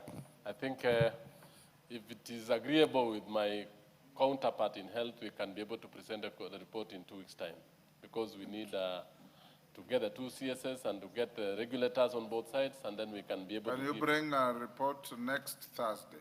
Next week, Thursday? Yes. This is a very simple matter. Yes, let me find out and then I'll bring it back. Jaldeza, your chairman said that you are holding brief for him. It and do as you guided. Okay. Now we'll go to questions, and we have only one question. Honorable Yusuf Farah, question 002 of 2026. We have Majority Leader, your minister is in the House, the Honorable Ruku. Honorable Ruku, I directed that because of the widespread drought situation in the northern parts of Kenya, you anchor on this question to give the House and the country a comprehensive statement on the interventions you are taking in mitigating and ameliorating the situation out there that is claiming lives of livestock and causing misery to many pastoralist Kenyans. So Farah, can you read out your question? Thank you, Mr. Speaker, for giving me this opportunity. I rise to ask the following question to the Cabinet Secretary for Public Service, Human Capital Development and Special Programs. The first question the questions are as follows. Provide the current status of drought in Turkana, Marsabit, Mandera, Wajir, Garissa, Isiolo, Samburu counties, including the number of households affected. Number two, outline the measures taken to provide relief food and cash transfers and the funds allocated and dispersed for this purpose up to this period. Explain the mechanism in place to ensure transparency and accountability in relief distribution. Indicate whether the government intends to declare the drought a national disaster and the interventions planned to follow such a declaration. And lastly, state the long-term measures put in place by the ministry to mitigate effects of recurrent drought and build resilience in ASAL areas. Thank you, Mr. Speaker. Minister, I believe this is your maiden appearance in this House since you crossed the Rubicon. Yes. You are welcome back to the House. You are directed to give precise and concise responses to the questions and the statement that I've directed you to give. Thank you, Honorable Speaker. Honorable Speaker, honorable members of this August House, I wish to sincerely thank you, Honorable Speaker and honorable members of this esteemed House, for the opportunity to address the House on matters relating to the Ministry of Public Service, Human Capital Development and Special Program. Notably, Honorable Speaker, this marks my maiden appearance before the House to respond to the questions raised by the honorable members. May I now respond to question number 2 of 2026, raised by the Honorable Member for Wajir West. On 1, the current status of drought in Turkana, in Marsabit, in Mandera, Wajir, in Garissa, in Osoro, and Samburu, including the number of households affected. Number 2, the measures taken to provide relief food and cash transfer and other funds allocated and dispersed for this purpose. Number 3, the mechanisms in place to ensure transparency and accountability in relief distribution. Number 4, whether the government intends to declare the drought a national disaster and the intervention plan to follow such declarations. And finally, number 5, the long-term measures put in place by the ministry to address the recurrent drought and build resilience in arid and semi-arid areas. Honorable Speaker, as outlined in the Executive Order number 1 of 2025, my ministry is mandated to coordinate disaster preparedness, response, and recovery efforts during crises such as floods, drought, fires, disease outbreaks, pandemics, as well as other national emergencies and geological disasters, to provide food and aid and other essential supplies to affected populations, among others. Honorable Speaker, the ministry is committed to ensure coordinated, timely, accountable, and humane response to disasters. This is in line with Article 43 of the Constitution, which guarantees every person the right to be free from hunger and to have adequate food for acceptable quality, accessible and adequate housing, and clean and safe water in adequate quantities. Honorable Speaker, Kenya is a climate vulnerable country that experienced drought, floods, landslide, and other climate-induced shocks, which have become more frequent, intense, and complex, with far-reaching implications for food security, livelihood, public health, and national cohesion. Historically, government responses to disaster were largely reactive, fragmented, and event-driven. However, successive national emergencies, most notably the 1997-1998 El Nino national emergency, El Nino, France, followed shortly thereafter by 1998 terrorist bombing of the United States Embassy in Nairobi, laid bare the institutional and coordination gaps in national disaster management. Mr. Speaker, this event underscored the need for a central, permanent, and authoritative coordinating entity that manage disasters holistically, from preparedness through response to recovery and resilience. Honorable Speaker, it is against this backdrop that the State Department for Special Program was established within the Office of the President, initially as the National Emergency Coordination Mechanism. Over time, State Department for Special Program has evolved in both scope and responsibility, reflecting the changing nature of disasters in Kenya. Today, it is domiciled in the Ministry of Public Service, Human Capital Development, and Special Program.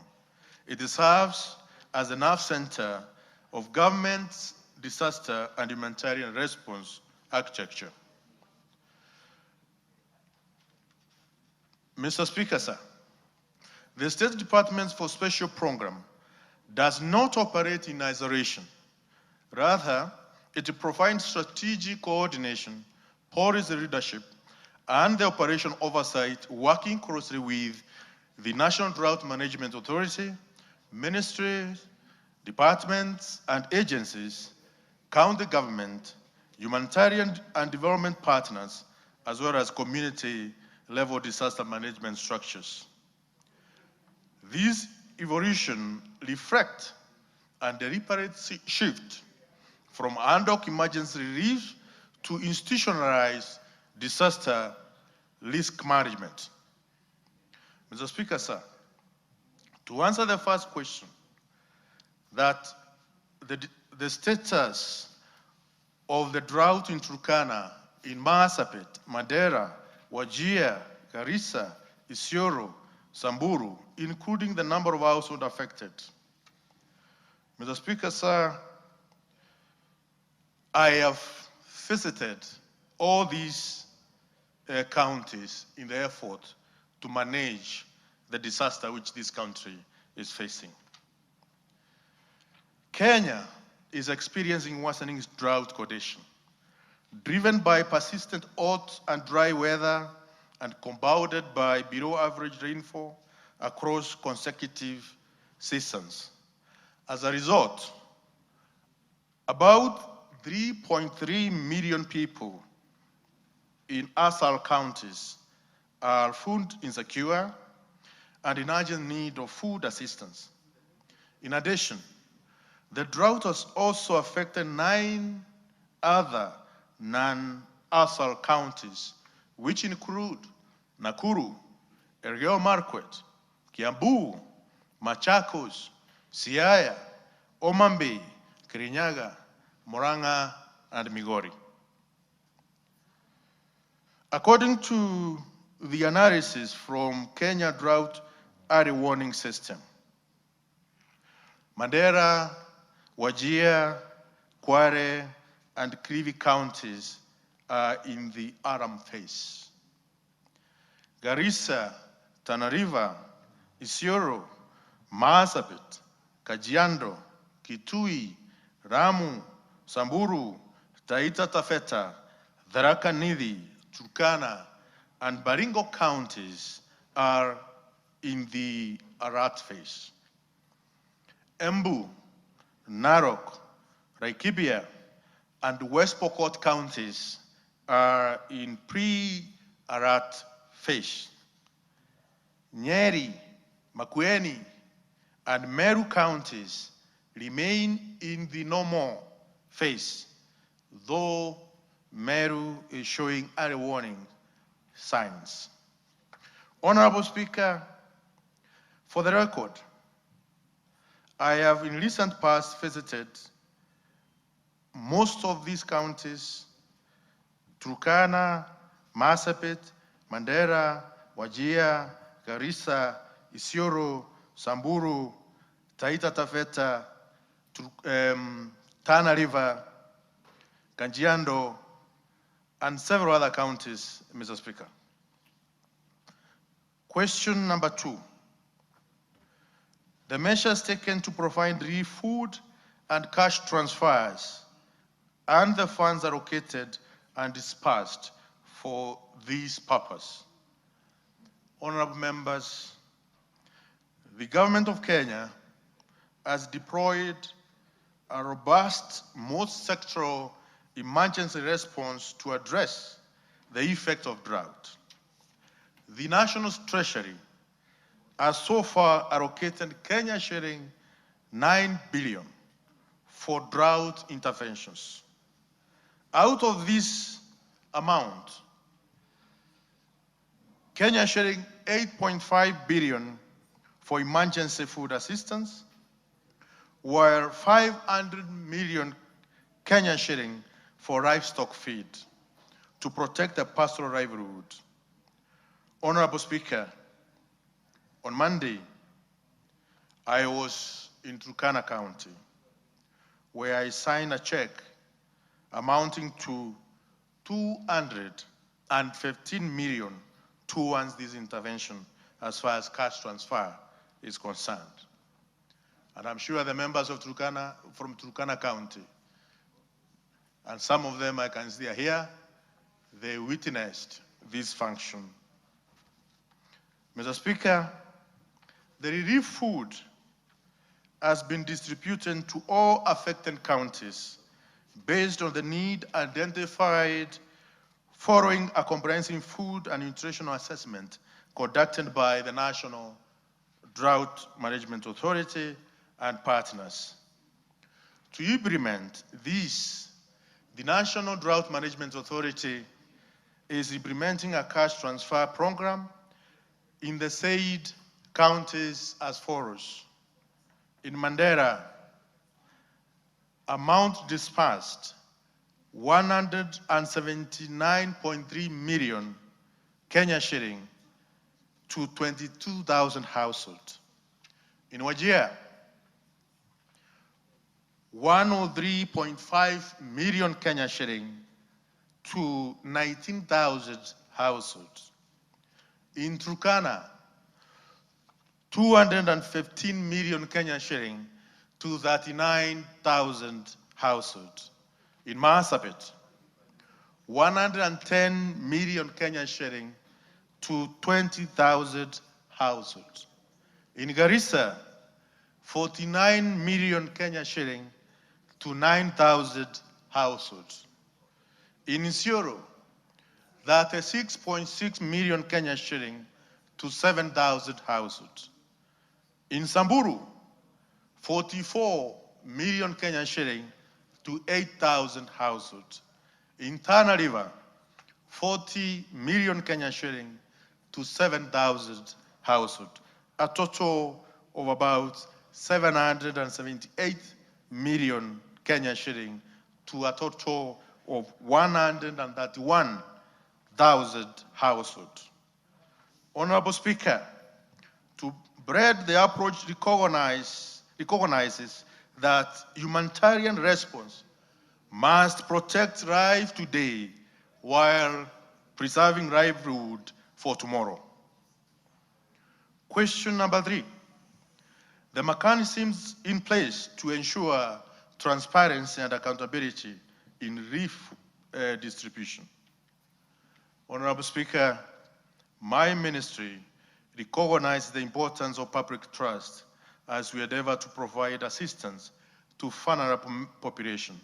Accordingly, we have institutionalized strong transparency and accountability measures, which include 1, ensuring county steering groups and relief distribution committees are fully operational. I gazetted the county steering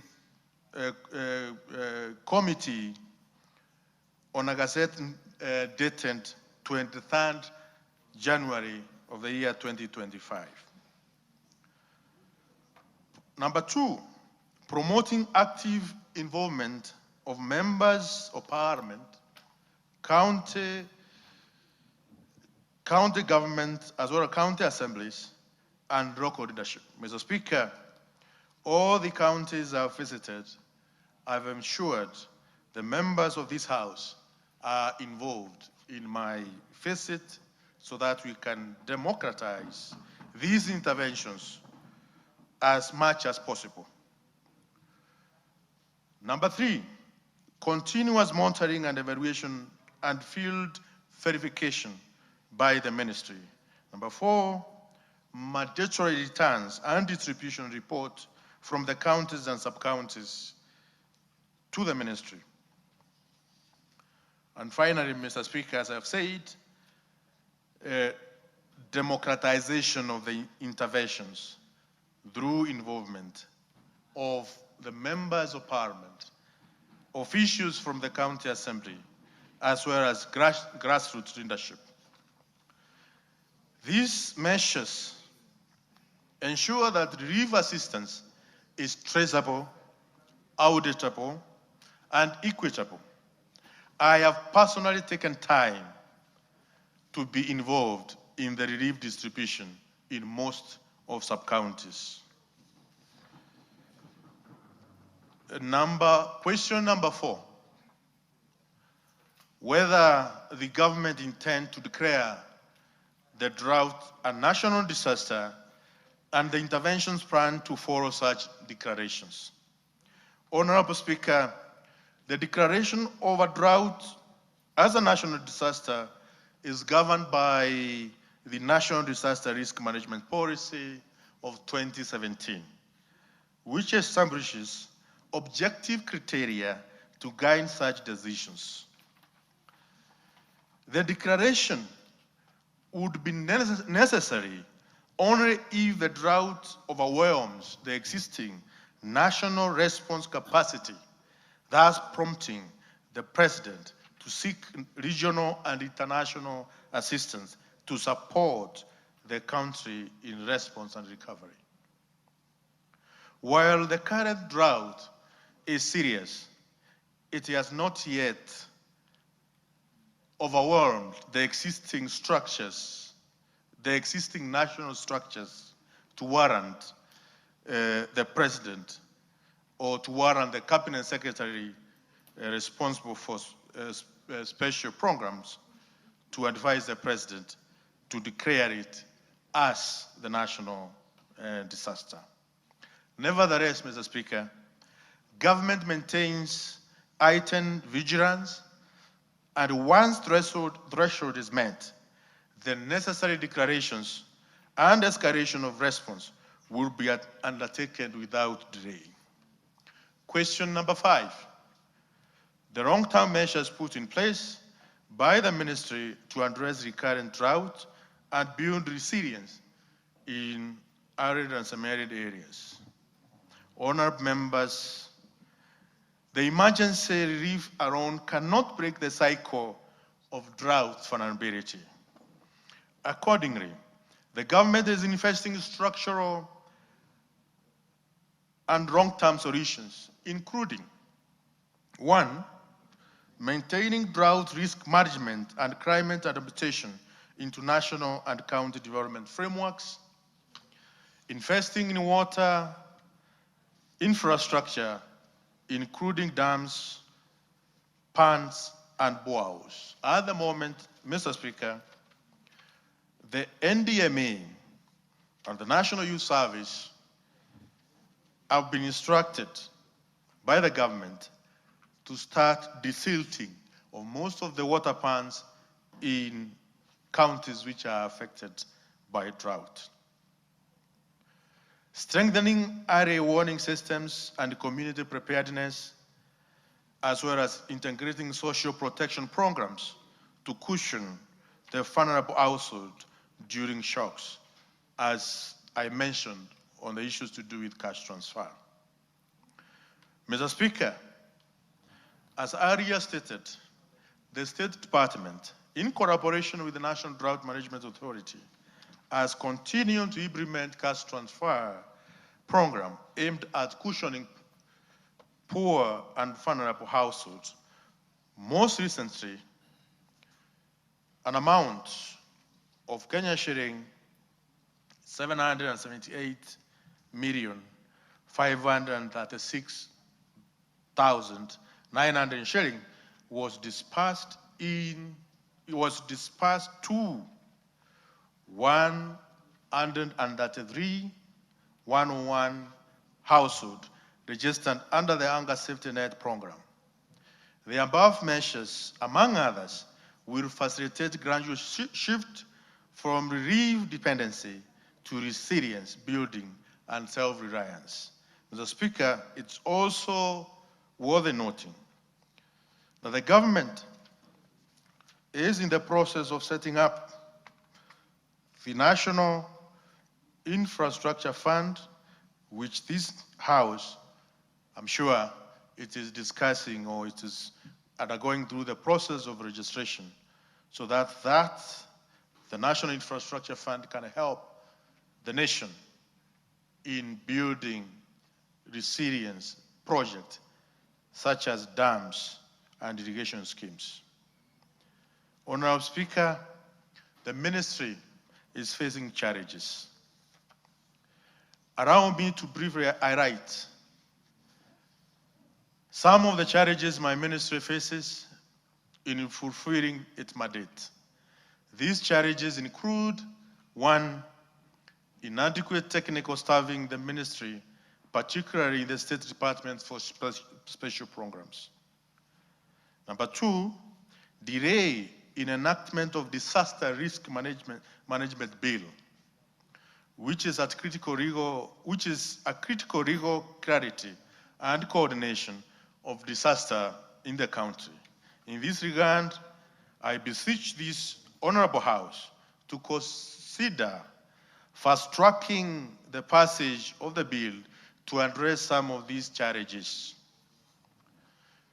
Inadequate funding of the relief programs, resilience and recovery interventions, and inadequate infrastructure and office accommodation, particularly in the State Departments for Special Program.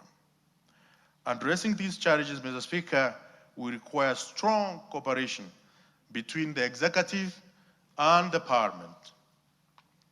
Honorable Speaker and honorable members, in conclusion, the government remains unwavering in its commitment to protect lives, livelihood, national economic stability, and my ministry will continue to spearhead a coordinated, accountable, and forward-looking disaster management system, responsive to today's emergencies and prepared for tomorrow's risk.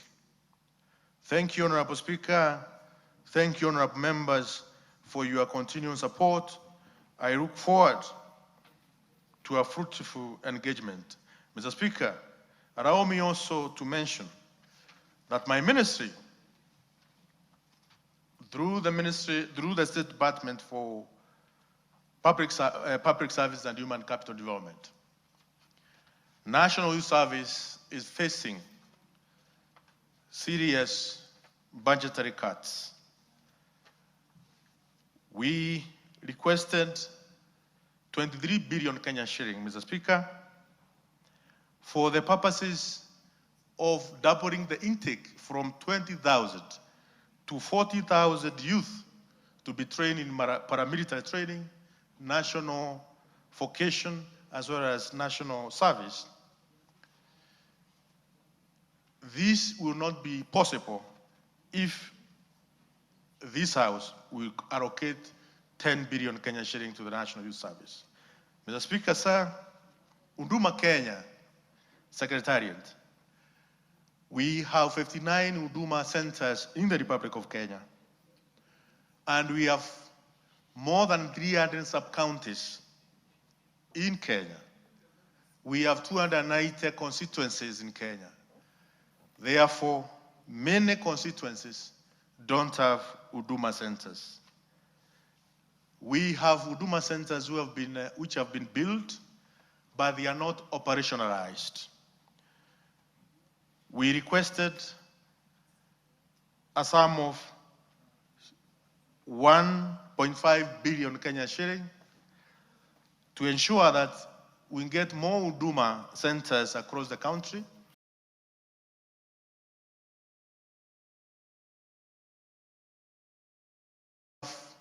More than 300. Speaker, sir, Huduma Kenya Secretariat, we have 59 Huduma centers in the Republic of Kenya, and we have more than 300 sub-counties in Kenya. We have 290 constituencies in Kenya. Therefore, many constituencies don't have Huduma centers.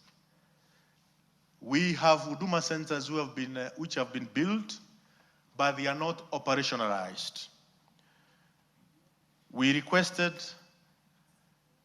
a sum of 1.5 billion Kenya shilling to ensure that we get more Huduma centers across the country. But, Mr. Speaker, the allocation is not forthcoming. I beseech this House to allocate more money to National Youth Service for the purposes of doubling the intake, so that we can be able to get most of our young people in our villages to go for training in National Youth Service, as well as we can be able to ensure we have Huduma services closer to the Kenyan population across the constituency in the Republic of Kenya. And finally, sir, the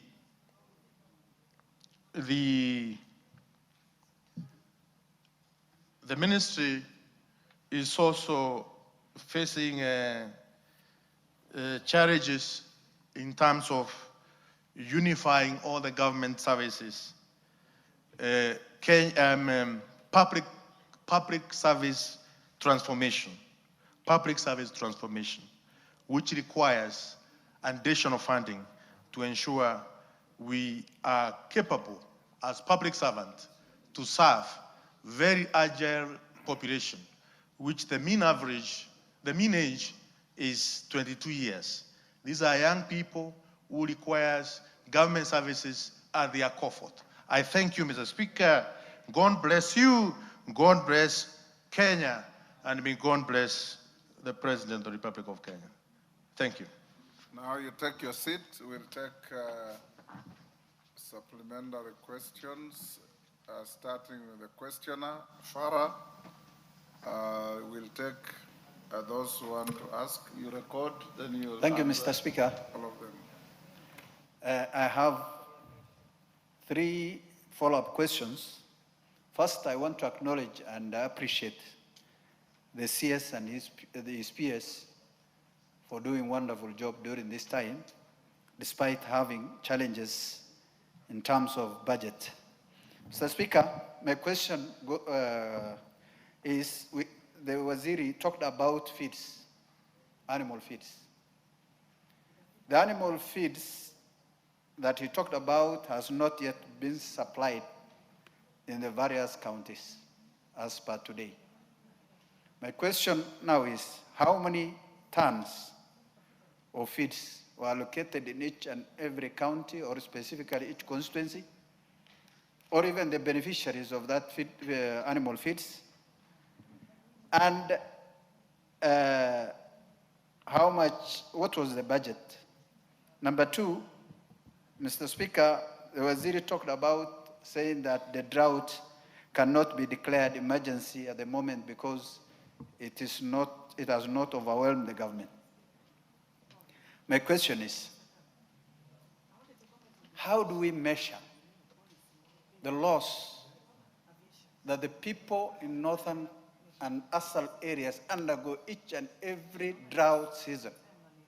Millions of animals, billions of animals are being lost every single drought, including this one.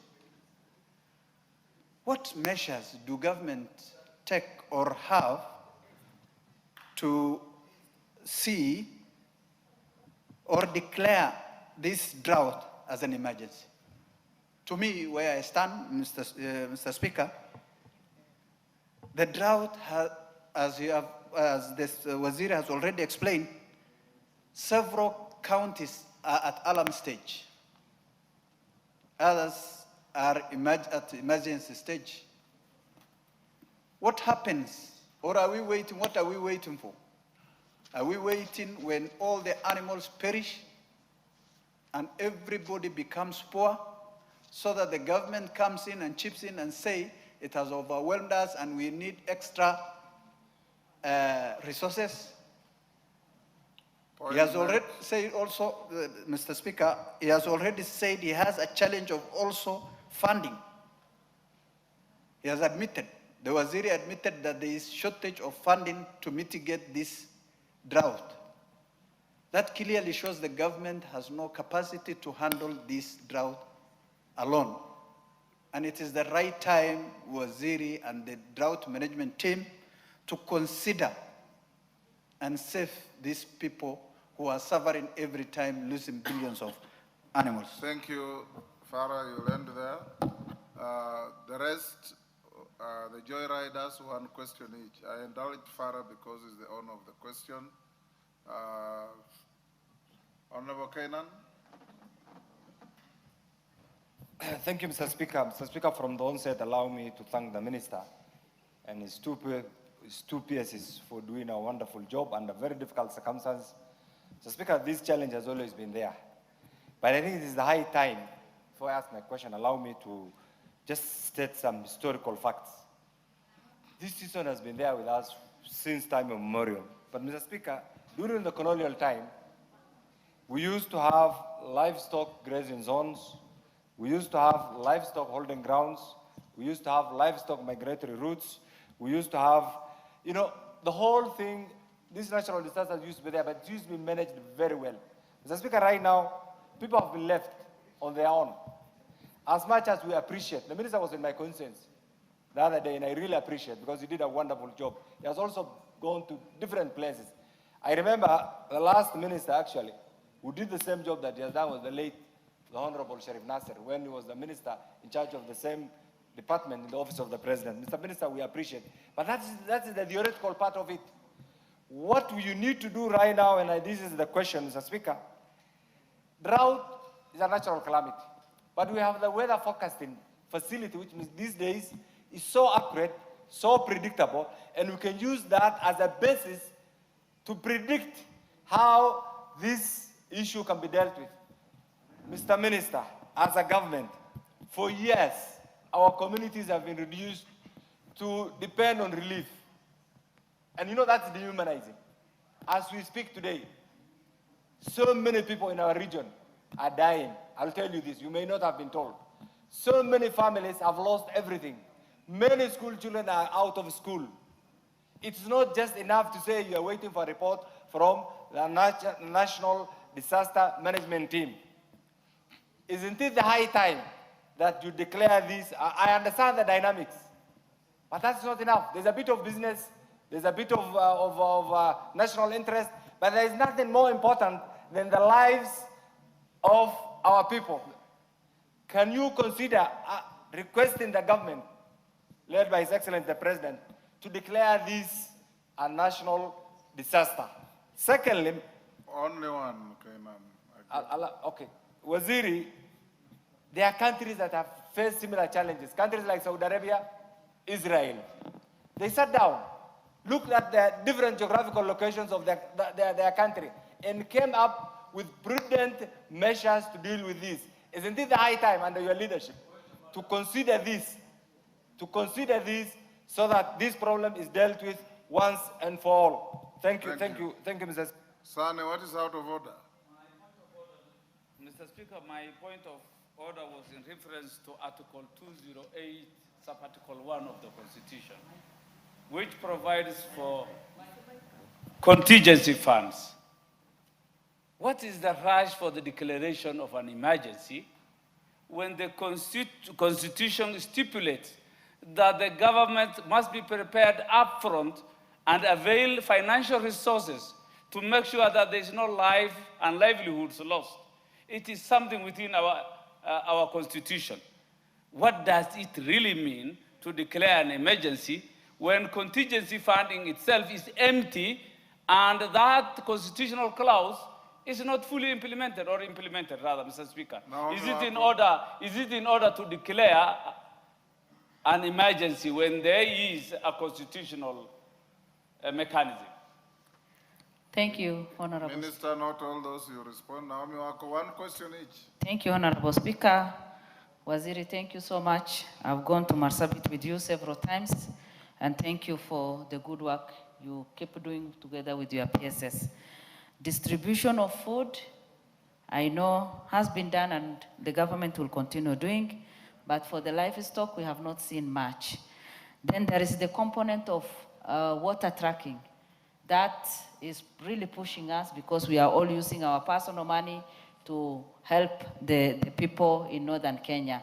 Tell us what you are doing on that. And as we are expecting rains now, normally when it rains, we experience flooding that sweeps away the animals, sometimes even homes, and even some people lose their lives. Waziri, tell us the plans you have in place to also take care of the rains that are just about to come. Rico. Thank you, Honorable Speaker. Honorable Speaker, drought is a prolonged period where we don't have rain in our counties. Question number one, how long will you be providing food to these affected areas? Number two, on the constitution of county steering group, you are bringing confusion in bringing legislators into that particular steering committee. A case in hand is the one for Turkana County. It will bring total confusion, it will bring fights, and implementation of food relief in the counties. When you bring county assembly, you bring county government, you bring the members of parliament, in addition to the executive, it will bring total mess in the distribution of this food. Finally, I said one at a time, Rico. Thank you. Now you say two, then finally. One only. Yes, Mulyungi. Please, you are joyriders. Ask one question. Thank you, Mr. Speaker. Mr. Speaker, relief food is never enough. It comes in piecemeal, and when it comes, it is distributed one day, and the families which receive the food, they cannot even eat it for more than 3 days, and they go back to suffering. What is the minister doing to ensure that the supplies food is a continuous process, especially in the poor affected counties like Kitui County? It's not only Northeastern. Even Kitui County is a neighbor to Northeastern, and we are equally affected. Animals are also dying. Thank you, Mr. Speaker. Cynthia. Thank you, Honorable Speaker. Allow me to appreciate the Cabinet Secretary for giving us a response to this matter. And I must say, Honorable Speaker, that we must move from addressing and responding to crisis to being able to reduce the risk in terms of drought. To my question, Honorable Speaker, as you can clearly see, the food distribution can never be sustainable. My question is to the CS, what are you doing in regards to community preparedness so that every community can be knowing what is about to happen? When you come to my place right now, Honorable Speaker, everyone knows that the rains are here and we're supposed to plant coffee in April and everyone is getting ready. What is he doing to train and make sure that the community is properly aware of what is imminent so that they can prepare? What is he doing about the fodder banks? How many fodder banks does he have so that he can be able to save the animals and be able to save the livelihoods of the people that are facing drought? Thank you, Honorable Speaker. Nabwin. Thank you, Mr. Speaker. I want to thank the CS for making a maiden trip to Turkana on Monday. And he came face to face with the challenges and the situation in Turkana. And one of them, of course, was, how that food can be facilitated to the interior because there is lack of fuel and vehicles to do that. Mr. Speaker, I want to ask the CS, there are a number of pastoral communities that moved across the border. Like in my constituency that borders Ethiopia, we have a good number of pastoralists who moved across, and they are right inside Ethiopia. I want to find out from the CS, do you have the numbers of those pastoralists that moved to Ethiopia? And like the reports coming from there, they are facing, hunger, because what they got to do inside Ethiopia was to graze their animals, because the situation there is good for the animals, but they cannot find and buy food. Two, they are also, the animals are like getting sick. Do we have plans to provide veterinary medicine to those animals that cross the border? Thank you, Mr. Speaker. Double N.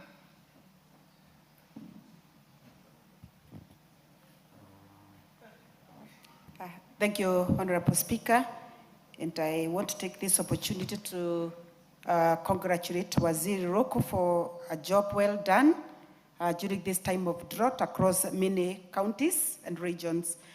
But over and above, I wish to request or ask from our CS whether there are any plans put in place to ensure that the livestock that is in need of animal feeds, whether there are plans to ensure that the government provides some animal feeds to the livestock, and also whether there are some plans to ensure that the livestock that is suffering in different regions, if the government can take the initiative to buy the livestock from the farmers and ensure that they sell on behalf of the people whose livestock is affected. Lastly, Honorable Speaker, I would wish to ask the CS whether there are any long-term plans to ensure that the arid and semi-arid regions, whether they can be able to have a budget to sink dams so that the issue of relief food is part of the past or the talk of the past, so that we can have water for irrigation for our farms and also for our domestic use, so that we don't have the issues of having no food, yet the government can be able to have some dams for irrigation and even for domestic use. Thank you, Honorable Speaker. Yes, Deco. Thank you very much, Honorable Speaker, and I also want to take this opportunity to thank the Minister for the elaborate response he has given on this issue. However, Honorable Speaker, our region, Northern Kenya, in my opinion, does not require any more relief foods. There is a potential in that region to provide food for not only for the region itself, but for the rest of the country. If enough resources are allocated to that region to put up infrastructure to produce food in that region for fodder and both human and animal feeds. Mr. Speaker, I want to ask the Cabinet Secretary, what is the rationale of shipping out in trucks of hay from here all the way to Mandera, yet River Tana and River Dawa in Mandera and Garissa can be able to produce hay or fodder for that region. So, in my opinion, the minister, and even now as we speak, Mr. Speaker, is that there is enough hay, enough fodder which have been harvested by farmers in Garissa County or Garissa Township in particular, that is ready to be, and the farmers are ready to sell this produce. And yet the ministry or the department is investing trucks of loads of feeds and carrying hay from as far as Naivasha all the way to Mandera. Thank you. Sane, I'll give you the last one. Basil, you also Mr. Speaker, drought is not like a hurricane.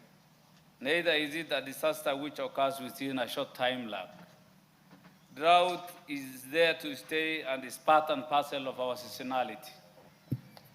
What preparedness does the ministry really put? In as much as I appreciate his response in terms of cash delivery and relief food, where is really preparedness in the context of our livelihood?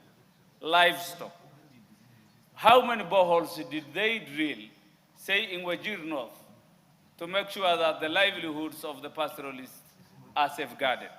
Mr. Speaker, why is it that fodder is important, while in Wajir there are small-scale farmers that grow fodder and which can be sold, which can be bought from them? Why should they be imported?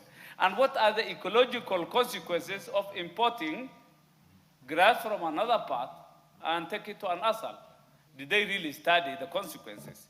And lastly, Mr. Speaker, the indignation involved in queuing for relief food. The right to protection of dignity is a constitutional right.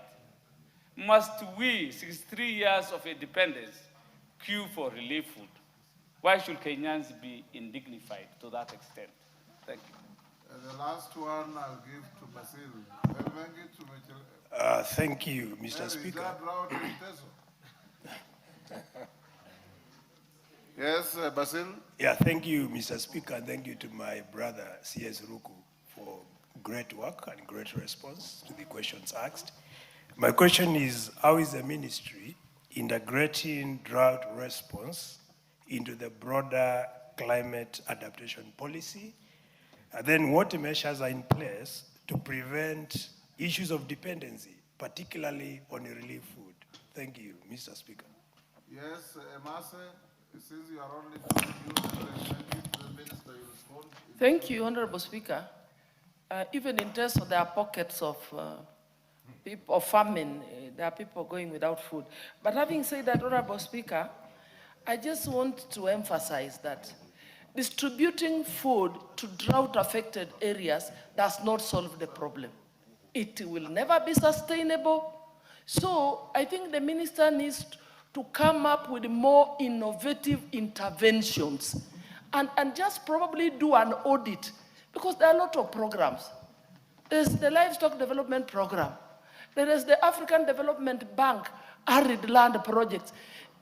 Do an audit and assess the impact. What is the impact of some and many other programs within the ASAL regions? Thank you. And come up with innovative means to address this problem, so that we are not talking about drought all the time. We know it is coming every year. So what are we doing about it? Come up with a way to sort the issue. Thank you. Thank you, Honorable Speaker. I would like to appreciate the Minister, CS, for public service. Honorable Speaker, there are poverty-stricken areas could also be considered as artificial drought. And I have specific areas in Mgwen constituency, Honorable Speaker, where people cannot afford even a meal, and students don't even go to school because they cannot afford meals in their home. I had written a letter to the CS requesting for relief food for these specific areas. Can the minister carry out an assessment in those areas so that he can even provide such support in my constituency? Thank you, Honorable Speaker. Minister, can you quickly respond to all those? Most of them are overlapping and cross-cutting. Thank you, Honorable Speaker, and thank you to the honorable members for the questions. Number one, about the animal feed. Mr. Speaker, I was in Turkana on Monday. We ensured there is animal feed, and the members from Turkana County, they can confirm this. Also, I can confirm to this House that animal feed has been delivered in Mandera County. I was in Tana River County, Mr. Speaker, in Bura constituency on Saturday last week, and I went to two places, Bangale and Cherewa, I think so. And I can confirm to this House that animal feed was delivered in those two points in Bura constituency. It is the distribution of animal feed is continuous and it is ongoing, as well as also not only food in terms of beans, maize, rice, but also fortified flour for children and mothers who are breastfeeding. The question of the budget, how much has been set aside for animal feed? We have the first batch of 500 million Kenyan shilling, and also we have a second batch of 500 million Kenyan shilling, which has not been, which is in the process of getting utilized. So the total budget for animal feed is 1 billion Kenyan shilling. The other question on how do we measure the loss? What has been, how do you measure the loss? Mr. Speaker, and how can we mitigate this? Mr. Speaker, the long-term strategy which I have put in place as through my ministry is that National Youth Service, starting this year, is going to start growing fodder for animals, because National Youth Service is under the Ministry of Public Service. And if you see the executive order, number 1 of 2025, says clearly that the State Department should work in cooperation with the National Youth Service in putting in place programs which can mitigate or can help in managing the disasters. And one of them is drought as a disaster. We agreed last week with the National Youth Service that they are not only going to be planting avocados, but also to ensure they are growing fodder, hay, and appropriate one so that we can establish fodder banks or animal feed reserve across the country. So that, because we know after every 2 years, there is a cycle of drought. The challenges of funding, Mr. Speaker, it is not as far as provision of food and animal feed is concerned. The challenges of funding is the staffing of the State Department for special program. We need to employ about 66 staffs, and so far, the National Treasury has not given us that green light to proceed and employ the 66 staffs, which are needed in the State Department. The reason given is that we don't have enough resources to cater for that. Mr. Speaker, it is important to report that there is no death which has been reported across the country, in all counties, because of hunger. There is no death. I want to repeat, Mr. Speaker, the government has mechanism of establishing whether there is any death reported as a result, human death, as a result of hunger. There is no death that has been recorded so far because of hunger. In terms of the schools, government, through NACONEC, which is under the Ministry of Education, has provided enough resources to ensure school feeding program is continuous in all arid and semi-arid counties.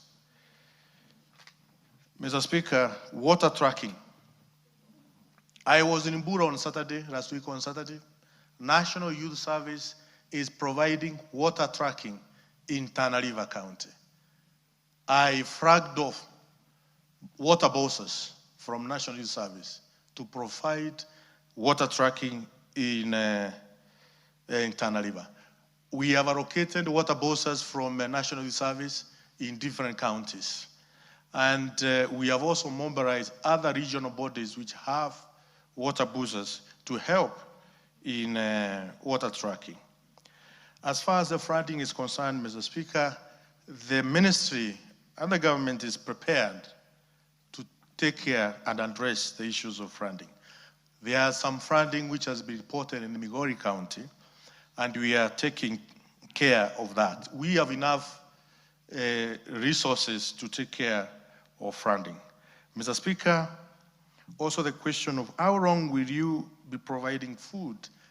The government of Kenya is going to provide food as long as we have Kenyans who don't have food.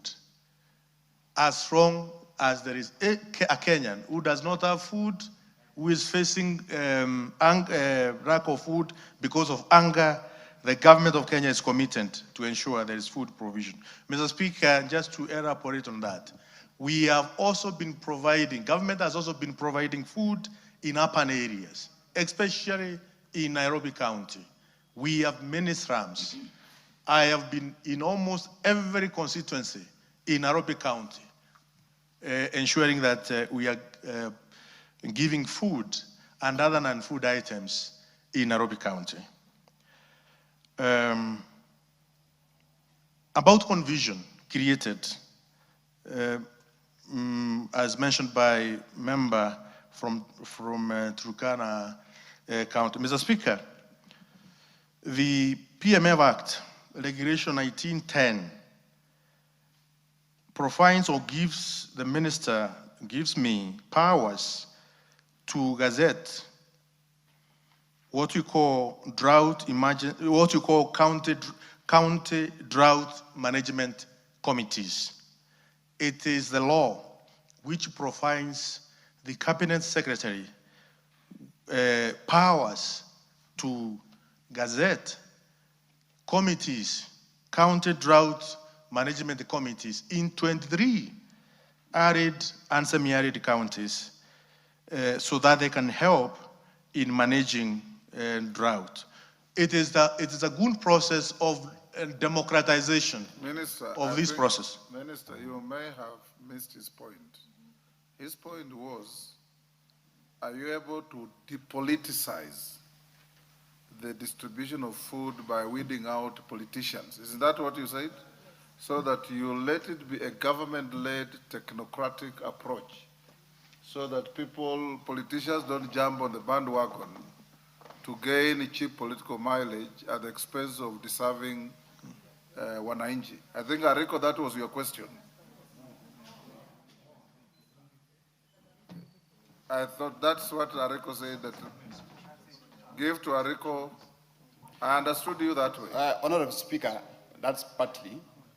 What I was mentioning is that the CES stated very clearly it wants the county assembly, members of parliament, and the executive to be involved in the distribution of this relief food, Yes. which I said it will bring total confusion.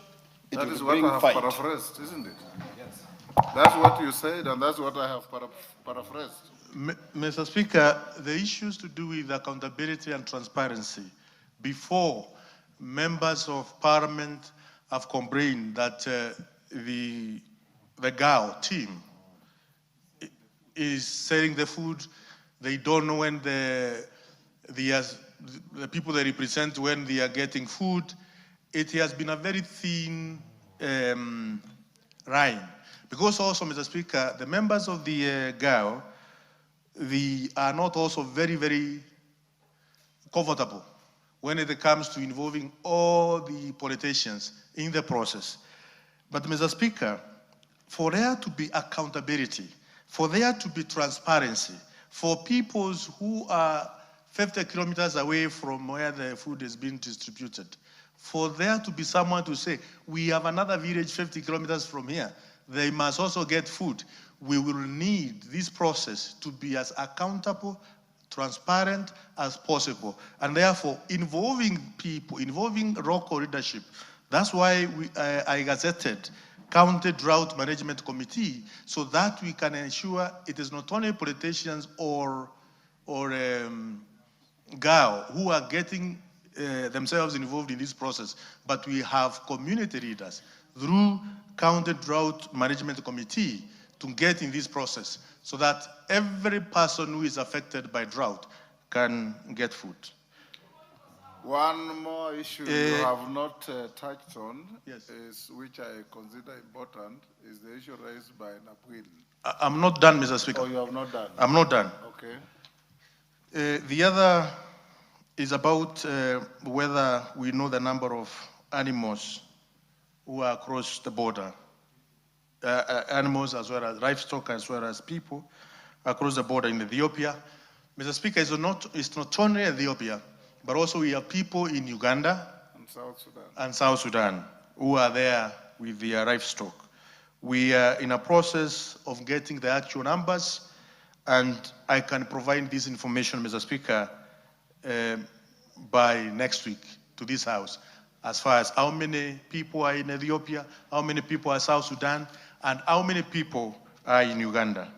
Minister, I think what you need to do in conjunction with the Minister of Foreign Affairs is to have a cross-border protocols with these countries, because our herdsmen go there, theirs also come here when they have drought. So what you need to do is have a situation where if Kenyans cross into Ethiopia, the Ethiopian government and the Kenyan government know who they are, how many animals they have, and provide them with services like veterinary services, protection. We also do the same for theirs when they come to Kenya. And Uganda, I think we have a committee that deals with Uganda and Kenya on those migrations with livestock. So if you can be able to liaise with foreign affairs, that will help our people, because we don't cease being responsible simply because I've crossed the border. They remain Kenyans. Well, guided, Mr. Speaker, I commit we will work closely with the Minister of Foreign Affairs to coordinate this. Mr. Speaker, as far as livestock uptake, we are coordinating with the Ministry of Livestock through the Kenya Meat Commission to start the livestock uptick so that families may not lose their livelihood through losing their stock.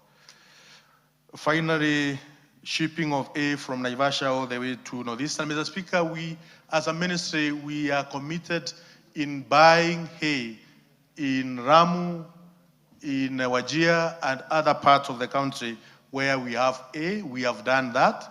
We have bought hay in Tana River and in Ramu, as well as in Wajir. But the amount of hay which we need is millions of tons, Mr. Speaker. That's why we are mopping all the hay we can get from different counties.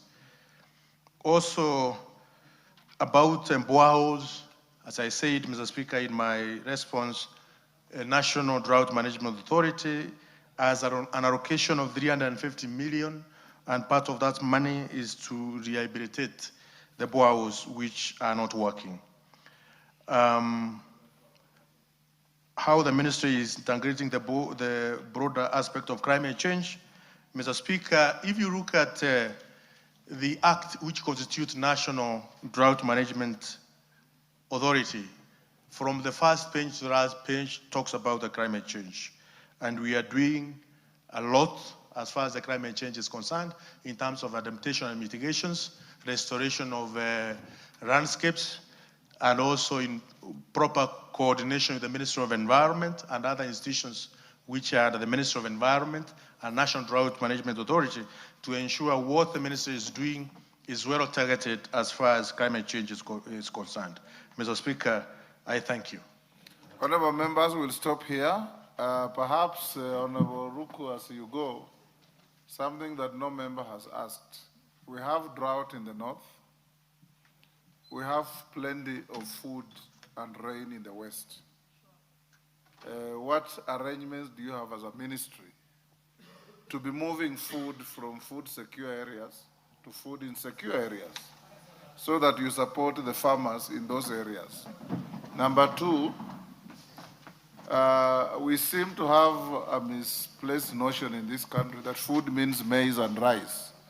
We have plenty of food in the rain secure areas, in bananas, in potatoes, and other food crops, root crops, and other fruit crops. Would you consider with your team to also be supporting farmers in those rain secure areas by buying that food to take to less fortunate areas when we have this kind of situation, so that drought, you know, we say in every tragedy lies a silver lining, and that could be the silver lining for the farmers in rain secure areas. Thank you, Mr. Speaker. Mr. Speaker, for the record, all the food which is being distributed at the moment, more than 90% come from within our borders.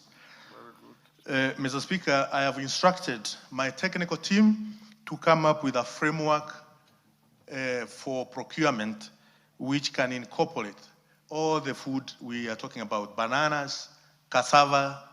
And Mr. Speaker, cassava is one of the staple food across Africa. And it should also be part of the framework. 65% of Africans live on cassava. Exactly, Mr. Speaker. If you don't know. Exactly, Mr. Speaker. Yes. So not only bananas, cassava, arrowroot, sweet potatoes, our potatoes from potato growing zone, that my technical team has been instructed to ensure moving forward, we are going to have a framework, because at the moment we don't have a framework of the procurement as far as these other types of food we grow in our country can be part of the food which we'll be distributing. At the moment, it is maize, it is beans, it is rice, it is green grams and other legumes. But, Mr. Speaker, be assured we are going to include that so that it can be even cheaper for us as a nation, because it's quite a huge budget which the government is spending in taking care of this drought. Dorothy, what is it? We are closing. We want to go to other business. Yes, Dorothy? Thank you, Speaker, and thank you for giving me this opportunity. I don't intend to go back, but first allow me to congratulate the CS special programs for knowing this country within the shortest time possible. He has transversed in almost all the counties in this country. If every other CS would work like him, I'm sure we would be somewhere.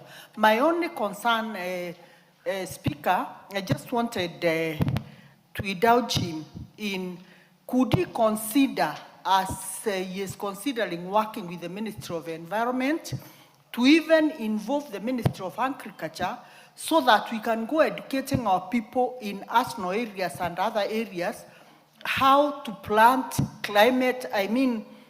how to plant climate resilient crops, crops that can be able to stand the test of drought, like cassava and other crops in that category. Thank you, Speaker. Yes, Maclap. You guys, honorable members, come later and then you draw us back. Maclap? Give Maclap the mic. Yeah. I'm indulging you. Thank you, Chairman. I was also dealing with your assignment that you assigned us as a committee. Which chairman? Thank you. Thank you, Mr. Speaker. Yes. It is because I came from a committee that was chaired by a chairman, so I'm sorry. Mr. Speaker. Yes. Mr. Speaker, in the state of this country, every time, especially in our regions that are ASAL, I think through his Ministry of Special Programs, there should be special programs of utilizing the natural waters, the dams that God has given to us in some of these areas to actually do irrigation so that we don't need to live in relief, because relief, Mr. Speaker, has a connotation of poverty, has a connotation of backwardness. So if we invest in, for example, like Baringo or Turkana, the Takwel irrigation, the Takwel Dam today, Mr. Speaker, is like a lake. And the soils do not require anything called a fertilizer, including Lake Baringo. Even in my place, whenever there is rains, I've never known a price of a fertilizer. So the government, and through this special ministry, must also invest in special programs that will generate food for the people without being fed on relief for many years. Thank you. Yes, Ondo. Speaker, sorry, I came much earlier, but I was engaged, the Honorable Kaluma engaged me, give me stories of US. You know, some of us, we rely on him to give us stories. That is improper use of parliamentary time. Okay, thank you, Honorable Speaker. Honorable Speaker, I just want an assurance from the Cabinet Secretary for Special Programs. We have seen in my constituency, Funyula, very many occasions where relief food is being distributed, written on GOK. Yet, we do not know the source of that food. We don't know who authorizes its movement. So I just want to give us an assurance that when I saw a relief food written on GOK or Government of Kenya, I can assume it is safe and good for human consumption, because when there is an issue, I will be asked, you come from Nairobi, how come you didn't know of this food stuff? Thank you, Honorable Speaker.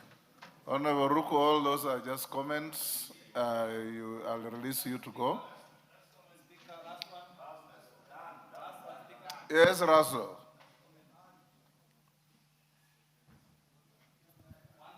Thank you very much, Mr. Speaker, and my apologies for coming late. Yes. Mr. Speaker, I have heard Honorable Ruku talking about water tracking, giving relief food. And I think in his final submission, he said it is not sustainable. And the solution is what you have said, that we must look at what is productive in every part of Kenya. We don't have to grow maize in Northeastern. If you can grow enough in Western, and you do cattle production in Northeastern, and then you do exchange. So it is, today it is raining in Marsabit. And yet for the last 4 months, it has been dry. So we're asking ourselves, what is it that the government is doing? Because with climate change, I think the predictable nature of climate is no longer there. So this ministry must begin to think on its feet. But so far, I think the minister is doing a good job. Thank you, Mr. Speaker. Lojakapong, we want to end here. You are the very last. Let me see no other. Yes, thank you. Thank you, Honorable Speaker. I want to commend the minister and the team. And from the presentation of the minister, Honorable Speaker, we will need to fast track the DRM bill, the Disaster Risk Management Bill, which is here at the mediation stage. And then two, they have already good plans in terms of having what we are calling resources. They require resources for strategic food to be used in relief. And then again, the National Drought Emergency Fund to be resourced so that in case of serious problems, they are able to respond in good time rather than use mainly Article 223 to be able to respond to some of the challenges facing Kenyans. Thank you. Thank you. Wandeto?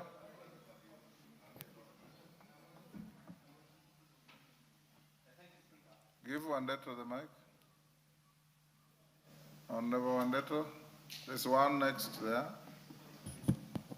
Thank you, Mr. Speaker. I think I also want to thank the CS for the job well done in responding. Mr. Speaker, until yesterday, I was sitting in the Committee for Regional Development, which oversees some of the activities that we are discussing tonight. So I have an idea or two. But I think mine would be the duplication that we normally tend to see within government as far as drought mitigation and response is concerned. Mr. Speaker, we have something called the Northern Kenya Development Initiative. We have National Drought Management Authority. Even the ministries, you have the special programs looking at the relief, but we also have EAC and ASAL looking at the same issue.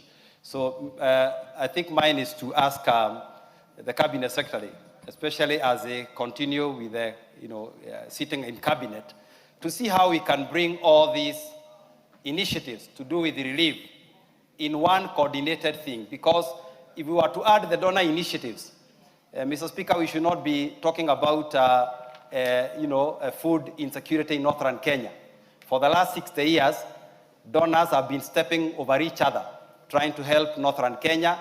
The government has poured trillions of shillings into Northern Kenya, yet we do not seem to see any tangible effort. I do not know whether to echo the words of the former Deputy President to say maybe it's the leadership of Northern Kenya that has failed, but that is not the debate for today, Mr. Speaker. What we probably want to see going forward is a more coordinated effort so that we can finally relieve our brothers and sisters of Northern Kenya from this long, enduring cycle of hunger and misery. Thank you, Mr. Speaker. Honorable Ruku, take all those as comments. I'm not inviting you to say anything. Take them as comments and leave the chamber. Well done for your maiden visit.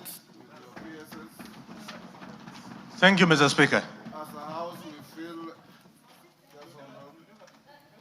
As a house, we feel very proud that we donated you to the executive, and you have acquitted yourself very well. Keep the flag of this house flying out there, because you belong to us. Yes, and yes, carry out your contractual duties efficiently. You are free to leave. Next order. Thank you, Mr. Speaker. I want to assure Mheshimiwa, your request to be met will be done. Yes. Thank you, sir. Okay. Have a good evening. Next order.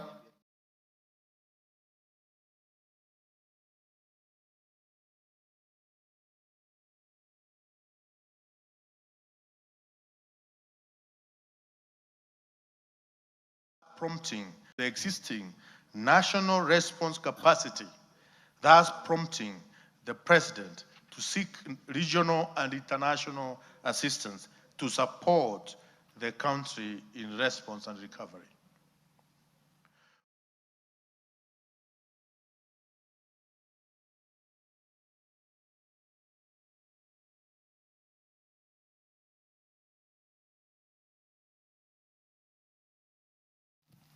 I'll now put the question, which is that the motion for agreement with the report of the Committee of the Whole House on its consideration of the Judges' Retirement Benefits Bill, National Assembly Bill number 27 of 2025, be amended by inserting the word subject to recommittal of clauses 2, 8, 23, 26, 44, 54, 55, and the long title. As members of that opinion say aye. Aye. Will those of the contrary opinion say nay? The ayes have it. Next. Order number 12, Committee of the Whole House. Members be upstanding.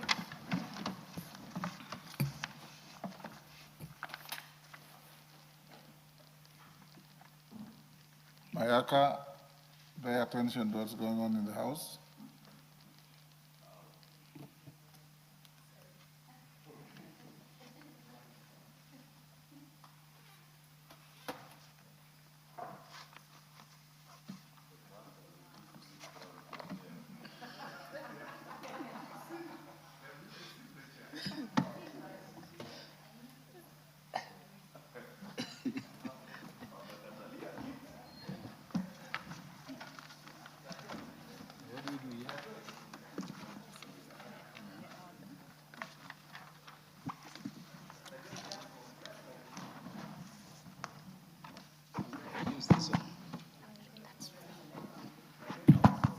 Members, we are on order number 12, recommittal of the Judges' Retirement Benefits Bill, National Assembly Bill number 27 of 2025, the recommittal.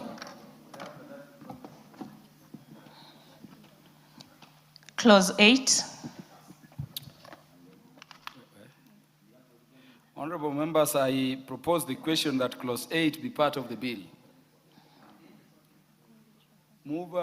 To move amendment. Yeah, chairperson, move. Thank you very much. Thank you, Honorable Speaker. I beg to move that clause 8 of the bill be amended by inserting the following new subsection, and as shown on the order paper, it's a new subsection 2, and the rationale is to exclude the period relating to pension benefits retained by a judge in any other contributory pension scheme from being considered in the computation of pensionable service. I think this is self-explanatory, that we will have to,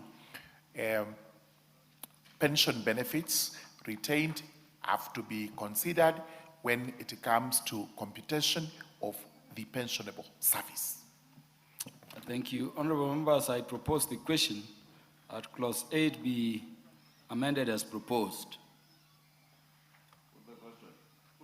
Honorable members, I now put the question that clause 8 be amended as proposed. Will as many as are of that opinion say aye? Aye. Will as many as are of the contrary opinion say nay? The ayes have it. Honorable members, I now put the question that clause 8 as amended be part of the bill. Will as many as are of that opinion say aye? Aye. Will as many as are of the contrary opinion say nay? The ayes have it. Clause 23. Honorable members, I propose the question that clause 23 be part of the bill. Mover. Thank you very much, Honorable Chairperson. I beg to move that clause 23 of the bill be amended as shown on the order paper by inserting 2 subclauses, 2 and 3, relating to this clause. And the rationale is first and foremost to provide for the additional non-pension benefits for the 4 judges of the Superior Court who are not covered by the retirement benefits, the Deputy President and Designated State Officers Act, Chapter 197B. And importantly, number 2, the Supreme Court comprises of 7 judges, whereas the retirement benefits for the Chief Justice and Deputy Chief Justice are set out in the Retirement Benefits, Deputy President and Designated State Officers Act. The benefits of the 4 judges are governed by the Pensions Act. This is despite the additional administrative duties the 5 judges perform alongside their judicial work, including oversight of security, judiciary buildings and infrastructure, welfare of judges and staff, development of rules and regulations of the court, training, and bar bench relations. For purposes of equity and proportionality, the constitutional stature and workload of the Supreme Court judges should be taken into account in the provisions of the bill to entitle them to benefits slightly higher than those of judges in other superior courts and below those of the Chief Justice and the Deputy Chief Justice. And finally, we have to allow the judge of the Supreme Court to who elects to leave office before the age of 65 years and after having served for at least 10 years to access part of their non-pension benefits, which include transport allowance, medical cover, diplomatic passport, etc. This is in recognition of their service in the highest office, in the highest court, and their limited number. I beg to move. As elaborate chair, honorable members, I propose the question that clause 23 be amended as proposed. In the mood of the House that I put the question. Yes, Majority Leader. You know, the chair has been very wordy, the chair of the committee, but this relates to the non-pension benefits that the 4 other Supreme Court judges who are not either the Chief Justice or the Deputy Chief Justice, the 5, they are now 4 after we lost Justice Ibrahim, we benefit from. And we basically giving clarity on what at what point you actually can benefit this if you retire. Because someone may have served for 3 years or 2 years in the Supreme Court and you opt to retire, then you don't benefit from this non-pension benefit. And now saying that if you retire before attaining the age of 65, after having served for at least 10 years, you must have served for at least 10 years so that you don't get into office today, leave tomorrow, and you enjoy the same benefits as somebody else who served for 15 years. Honorable Speaker, and as the chair has clearly stipulated, these are non-pension benefits. The pension, your pension, you enjoy your pension as everybody else will. Thank you, Honorable Chair. Understood, Majority Leader. Honorable members, I now put the question that clause 23 be amended as proposed. Will as many as are of that opinion say aye? Will as many as are of the contrary opinion say nay? The ayes have it. Honorable members, I now put the question that clause 23 be amended. No, let me repeat that, honorable members. Honorable members, I now put the question that clause 23 as amended be part of the bill. Will as many as are of that opinion say aye? Will as many as are of the contrary opinion say nay? The ayes have it. Clause 26.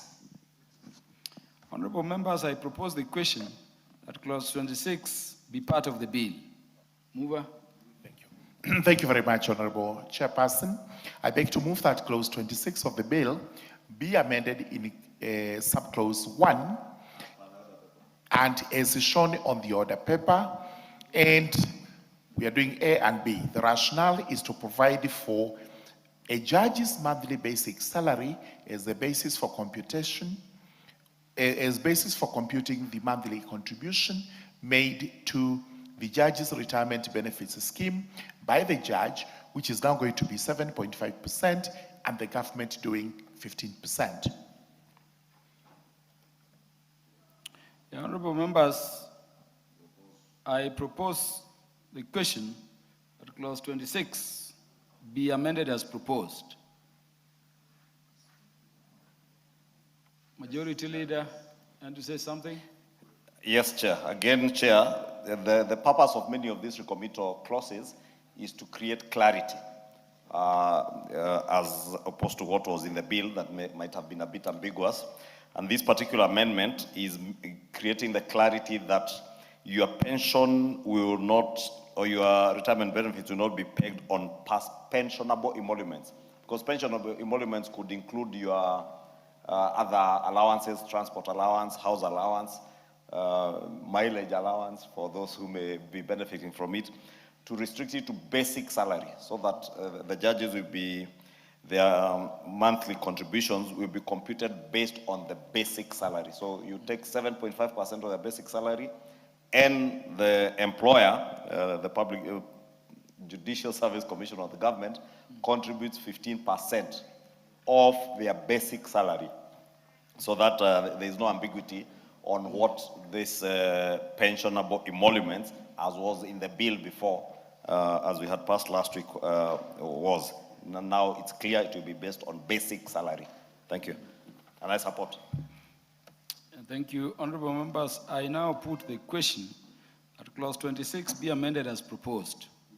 Will as many as are of that opinion say aye? Aye. Will as many as are of the contrary opinion say nay?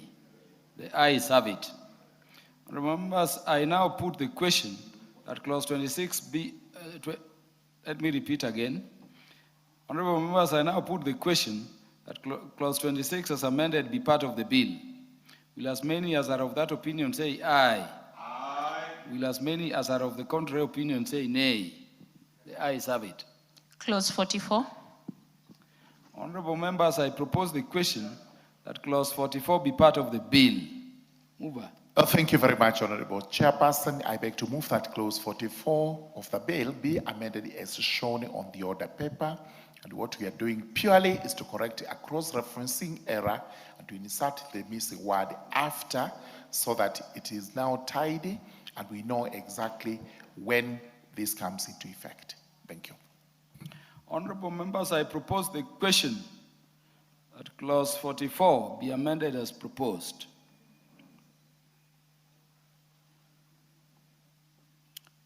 Honorable members, I now put the question that clause 44 be amended as proposed. Will as many as are of that opinion say aye? Aye. Will as many as are of the contrary opinion say nay? The ayes have it. I now put the question that clause 44 as amended be part of the bill. Will as many as are of that opinion say aye? Aye. Will as many as are of the contrary opinion say nay? The ayes have it.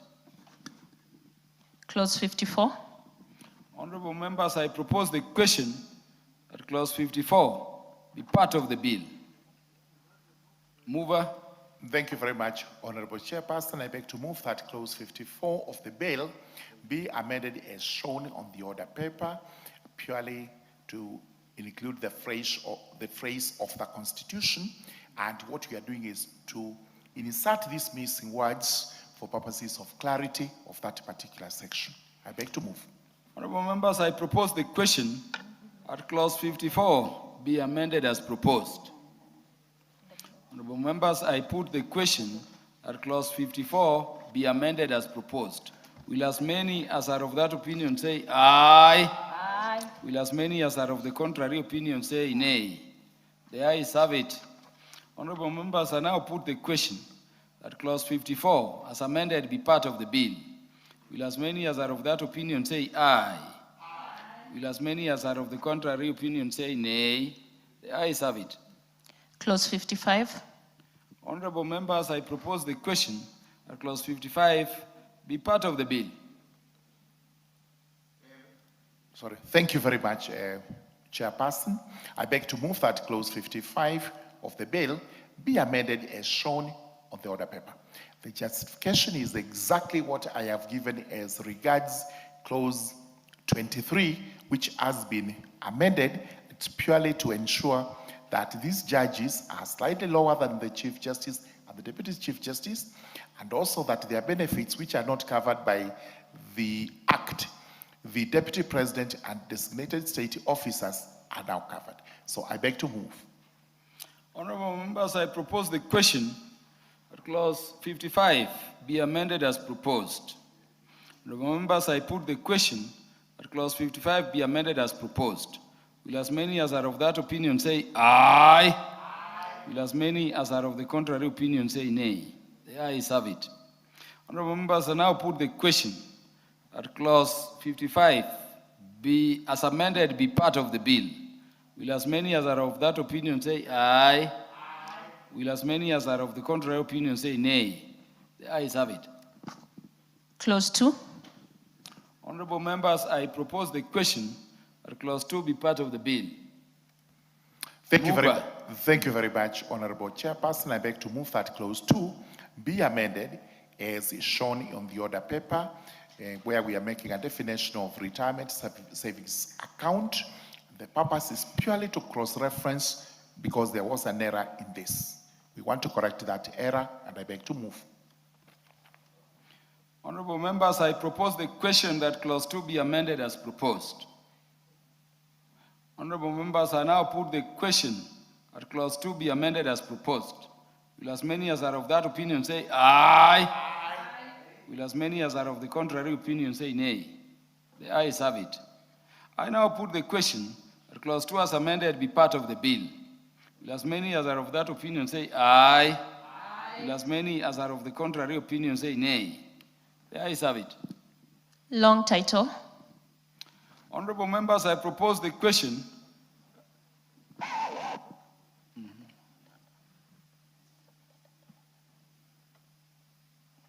Yes, honorable members, I now propose the question that the long title be the title of the bill. Mover. Thank you very much, Honorable Chairperson. I beg to move that the long title to the bill be amended as shown on the order paper. And what we are doing here is to delete the word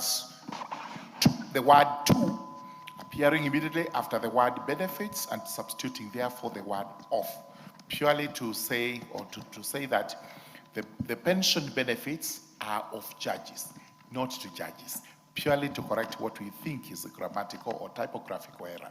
I beg to move.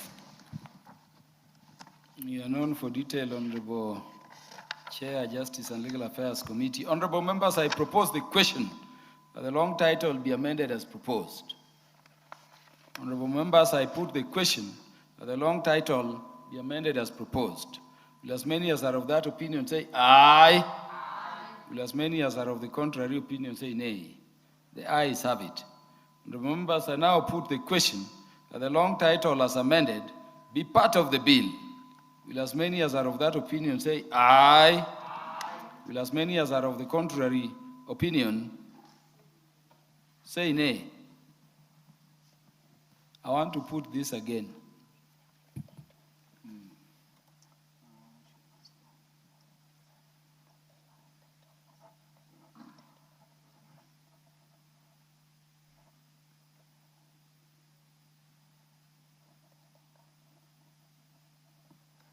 Honorable members, allow me to put that question again. Honorable members, I now put the question that the long title as amended be the title of the bill. Will as many as are of that opinion say aye? Aye. Will as many as are of the contrary opinion say nay? The ayes have it.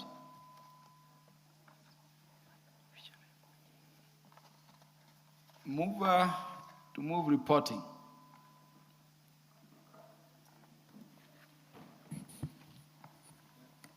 Honorable Chairperson, I beg to move that the committee do report to the House its consideration of the Judges' Retirement Benefits Bill, National Assembly Bill number 27 of 2025, and its approval thereof with amendments.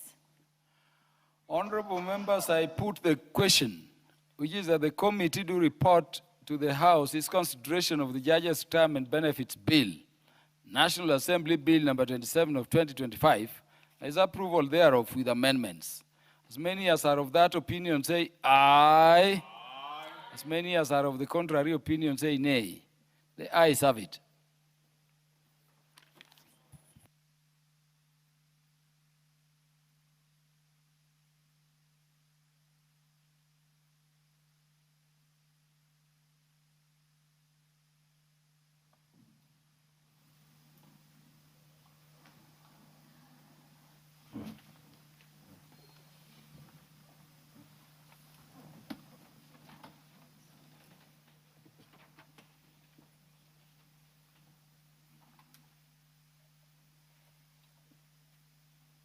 Yes, mover.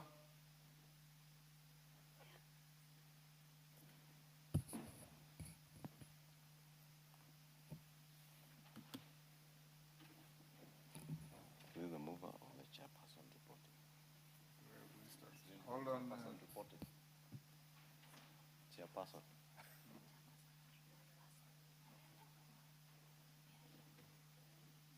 Okay, Kaluma, chairperson, not you, Mover. Honorable Speaker, I beg to report that the Committee of the Whole House has considered the Judges' Retirement Benefits Bill, National Assembly Bill number 27 of 2025, and approved the same with amendments. Mover. Honorable Speaker, I beg to move that the House do agree with the committee in the said report, and I also request Honorable Naomi Wako to second the motion for agreement with the report of the Committee of the Whole House. Give her the mic.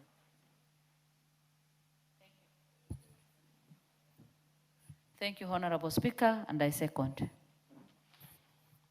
Honorable members, I propose the question, which is that the House do agree with the committee in the said report. I now put the question, which is that the House do agree with the committee in the said report. As members of that opinion say aye. Aye. Will those of the contrary opinion say nay? The ayes have it. Mover. Honorable Speaker, I beg to move that the Judges' Retirement Benefits Bill, National Assembly Bill number 27 of 2025, be now read a third time, and I also request the Honorable Muliungi to second. PS. Honorable Speaker, I second. Thank you. PS Muliungi. Honorable members, I now propose the question, which is that the Judges' Retirement Benefits Bill, National Assembly Bill number 27 of 2025, be now read a third time. I now put the question, which is that the Judges' Retirement Benefits Bill, National Assembly Bill number 27 of 2025, be now read a third time. As members of that opinion say aye. Aye. Will those of the contrary opinion say nay? The ayes have it. A bill for an act of parliament to provide for the pension and other retirement benefits of judges of superior courts and for connected purposes. Thank you. Next order. Order number 13, motion, examination of the report of the Auditor General on financial statements for the national government. Resumption of debate. Yes, Majority Leader. Honorable Speaker, I wanted to beg your indulgence, since this debate had started, that you allow us to skip order number 13 to allow the chairman of the decentralized fund committee, Honorable Muliungi, to move his motion under order number 14, since this other one debate had started, and I think it's about an hour or so that is remaining. And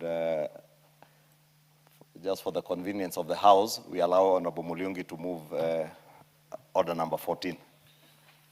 Okay, I order and direct that order number 13 be stepped down and be placed on the order paper for tomorrow. And the clerk call out order number 14. Order number 14, motion, 7th report of the audited accounts of the National Government Constituencies Development Fund Board for the financial years 2016-2017 to 2021-2022. Muliungi.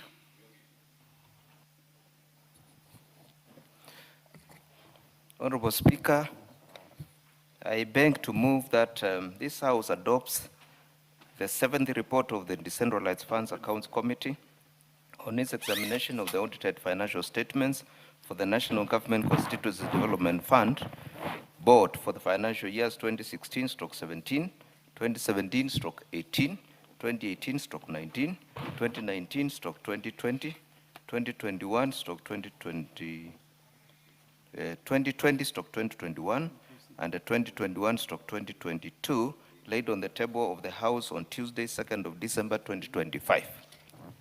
Honorable Speaker, during the examination of these reports, the committee held several sittings where it received oral and written submissions from the Chief Executive Officer of the NGCDA Board, who serves as the accounting officer of the board.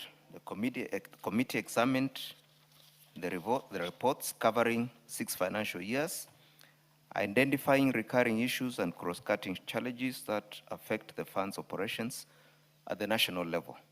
Honorable Speaker, allow me to highlight some of the key observations and findings made by the committee. Number one, recovery of fraudulent withdrawals. Mr. Speaker, a significant audit query involved Kenya shillings 32,551,552 that had been fraudulently withdrawn from the board's KCB bank account in 2011-2012 financial year through hacking of the board's bank account by fraudsters. Mr. Speaker, we engaged Kenya Commercial Bank, and we also engaged the board, and we also engaged the DCI on this matter. And we found out that it was true that 2 million was lost from the CDF board account. And the investigations had started. A few people had been arrested by DCI, but recovery of the money had not been recovered. Mr. Speaker, I am pleased to report that following the committee's intervention, KCB returned the full amount of the money to the board account on the 21st of March 2025. And therefore, Mr. Speaker, the money that was stolen by fraudsters from CDF board account was fully recovered through the intervention of the committee. Number two, Mr. Speaker, there were some investments made by the board in various banks. And one of these banks included Chase Bank Limited, which went under receivership, and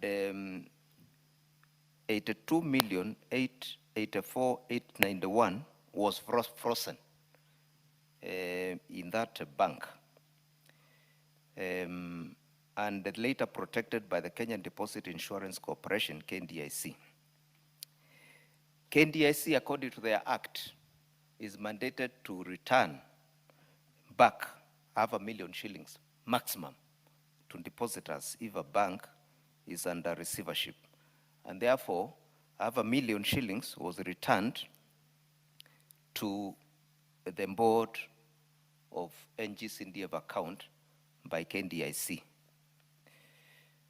Mr. Speaker, through engagement of KNDIC and the board, we hung it out and made it very clear to KNDIC and the board that the board owes 290 bank accounts in trust on behalf of the CDF constituencies in all the constituencies in Kenya, and not one account. And therefore, they ought to have returned 500,000 times 290 constituencies, not 500,000 shillings, which they returned. And therefore, we agreed that KNDIC makes consultations with the Attorney General on how to go about this intervention by the committee. And Mr. Speaker, through that intervention, KNDIC consulted the NG, and the NG confirmed that it is true, indeed true, that the board owes 290 constituencies on behalf of the constituencies. And therefore, through the intervention of this committee, the committee recovered the full amount of the protected deposits of 82,334,891, which was frozen at Chase Bank, and the money was fully refunded and remitted to the NGCDF board account on the 10th of September 2025. Consequently, Mr. Speaker, and as a result of this great effort by the committee, each constituency, the 290 constituencies, will get an additional funding of 284,085 shillings in this financial year, over and above the allocation of CDF. Mr. Speaker, we also noted that the management information system, which was invested by a CDF board, costed 34 million, but it was not in use. And the committee recommended that the accounting officer should ensure full digitization and automation of the board's operations by the end of the financial year 2025-2026 to enhance data accuracy and financial management. Honorable Speaker, the committee's recommendations are aimed at strengthening the governance framework of the fund, ensuring that every shilling allocated to the NGCDA board is used prudently for the benefit of all Kenyans. Honorable Speaker, the NGCDF board remains a cornerstone of grassroots development in this country. The implementation of this report will safeguard these resources and enhance accountability and ensure that the fund continues to serve the people of Kenya effectively. Mr. Speaker, if you go to the constituencies in the villages, you find that most of the developments in the villages is funded by CDF. We are even more visible than county government in the villages. And therefore, Mr. Speaker, my committee is working tirelessly to ensure that the fund of NGCDF is protected and utilized in a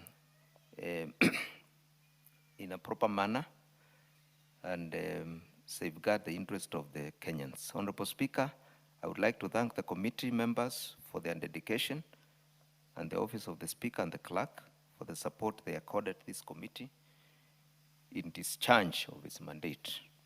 Honorable Speaker, I beg to move and I request Honorable Muthoni Ikiara to second the motion. I thank you, Mr. Speaker. Honorable Dorothy Kiara. Thank you, Honorable Speaker. Honorable Speaker, I beg to second the motion that this House adopts the 7th report of the Decentralized Funds Accounts Committee on its examination of the reports of the Auditor General on the financial statement of the National Government Constituency Development Fund Board for the financial years 2016, 2017, 2017, 2018, 2018, 2019, 2020, 2021, 2021, 2022. Honorable Speaker, I agree with the issues moved by the chairperson as they are the deliberations of the committee. Moreover, Honorable Speaker, I would wish to reiterate the following. During the examination of these audited accounts, the committees engaged extensively with the Chief Executive Officer of the NGCDF board, who serves as the accounting officer. Honorable Speaker, the chair has been very categorical that after our extensive engagement, we realized that monies lost through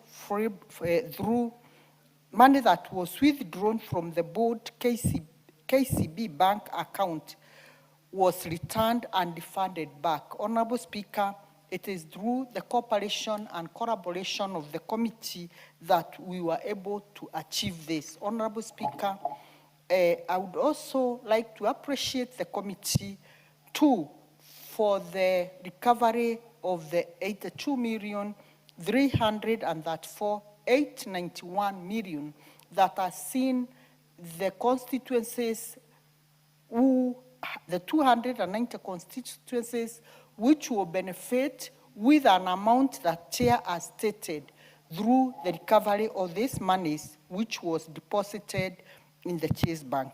Honorable Speaker, the committee's examinations are not only mere interrogation, but action plans to protect public funds and to recover any monies lost. In addition to recommending prosecution to any officers found culpable. Honorable Speaker, safeguarding public resources does not remain an option to us. It is a requirement by law and a moral authority for everyone to uphold. Honorable Speaker, I do second this report.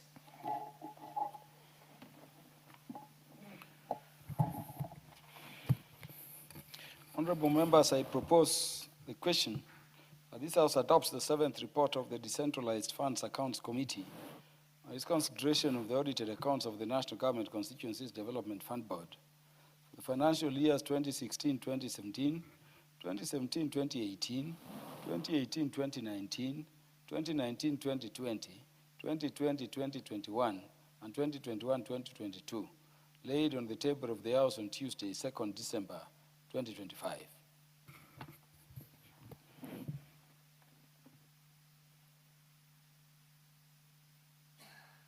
The Honorable Ndini Nyoro, you want to contribute to this one?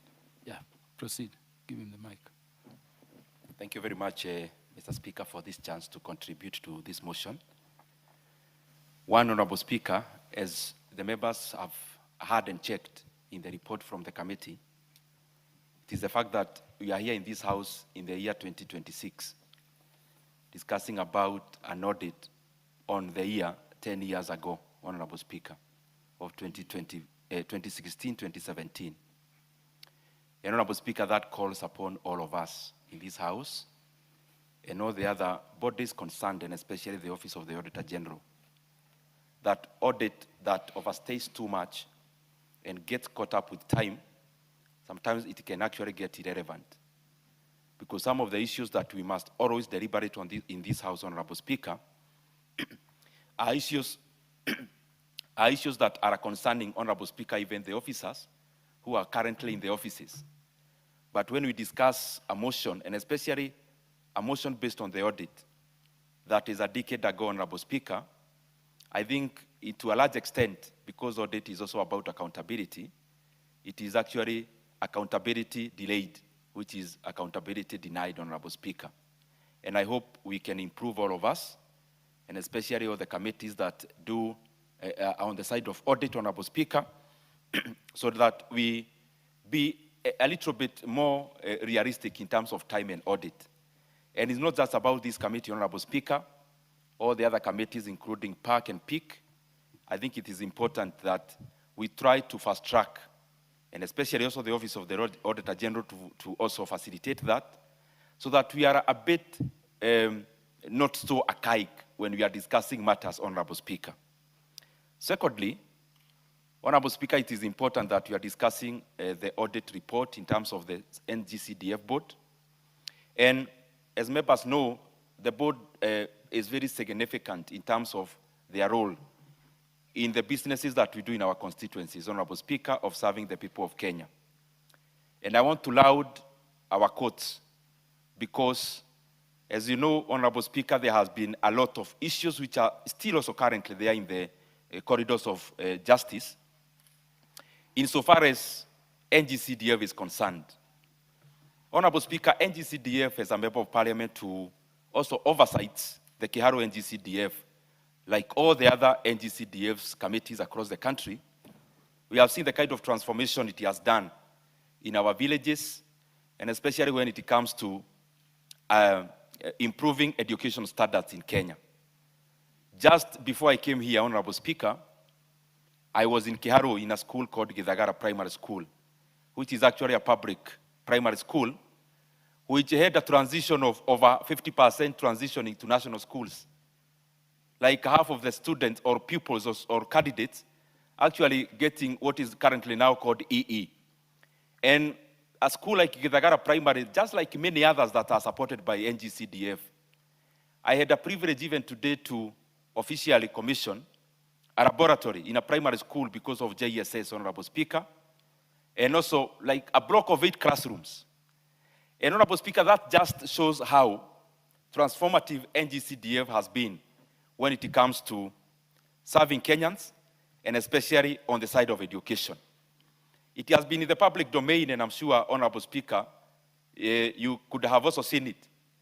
Because when we talk about specific constituencies, we're also talking about the entire Kenya.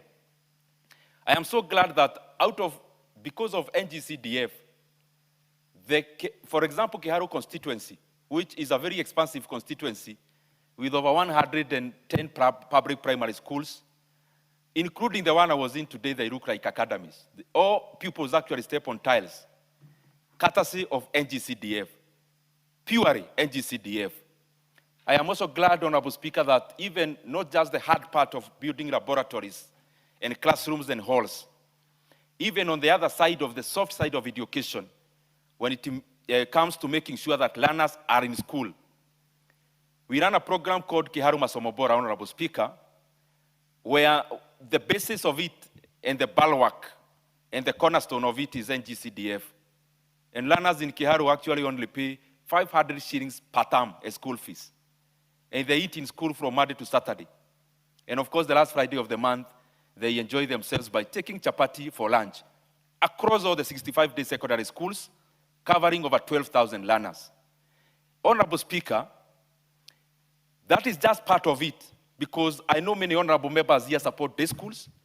Just like Kiharu also, we support also boarding schools in terms of bursaries, short courses, TVETs, universities and colleges, and the rest. And I'm just saying this because, Honorable Speaker, there cannot be an audit of NGCDF board without the existence of CDF itself.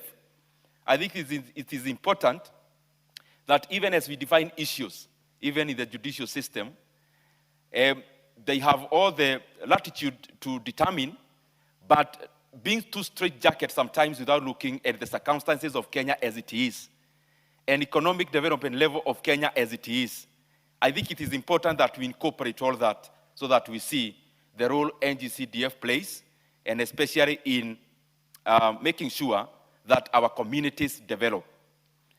As I go to the finish, Honorable Speaker, I have interacted in many ways with the Office of the Auditor General. And this is one of the offices, including the personnel and Madam CPA herself, that have seen a lot of patriotism when it comes to the service of the Kenyan people.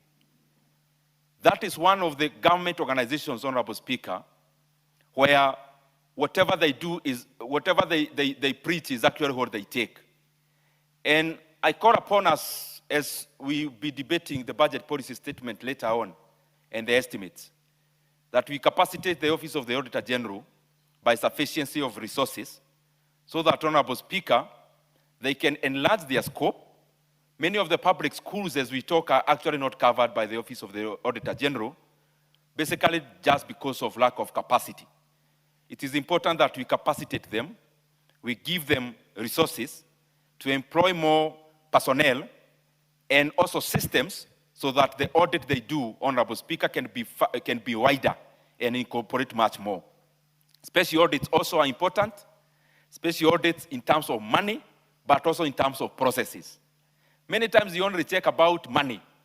We audit money. But sometimes the processes and the decisions made by leaders cost Kenyans much more, Honorable Speaker, than the money we debate here. Currently, Honorable Speaker, there are various things happening in the country, including the Kenya Pipeline IPO, which by yesterday was actually undersubscribed. But yesterday, the closing day, many parastatals like NSSF that is audited by the Office of the Auditor General and also in this House, received calls, Honorable Speaker, to put in workers' money in a venture where their own analysts had ruled it out. Entities like KCB, where the government only has 19%, is so overbearing as to give a phone call for KCB to put in billions of money into an IPO where their internal experts had already ruled it out. The same with Superannuation Fund, the same with Kenya Re. Some of these processes, Honorable Speaker, they cost our country dearly. And it is important that we capacitate the Office of the Auditor General for them to arrest such kind of matters as they happen.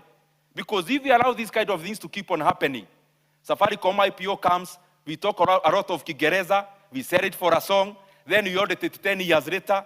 These kind of things, Honorable Speaker, needs to be done timely when they are relevant so that we save Kenyans from the loss of resources and especially from political bulldozing of institutions that are otherwise independent. I submit, Honorable Speaker. Thank you, Honorable Ndindi. The Honorable Mukunji. Thank you. Thank you, Honorable Speaker. I also want to add my voice to the report of the committee.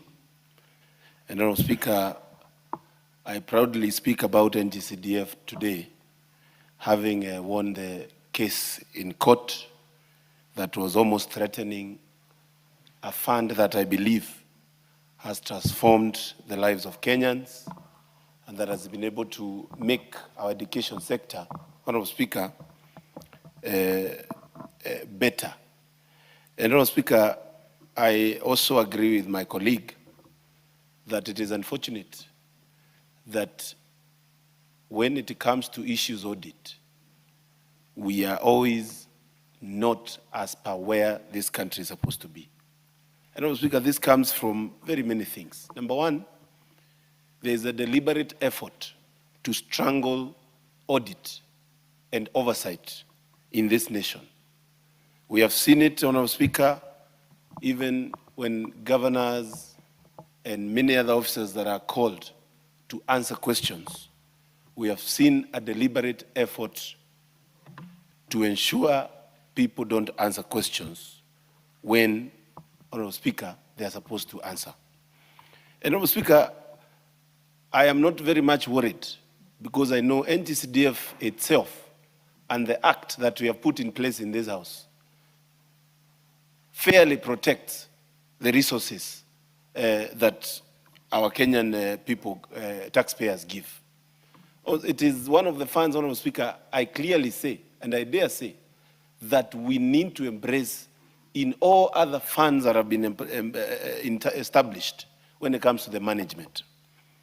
You don't find many funds, Honorable Speaker, that only take 3% of what is allocated to do administration work.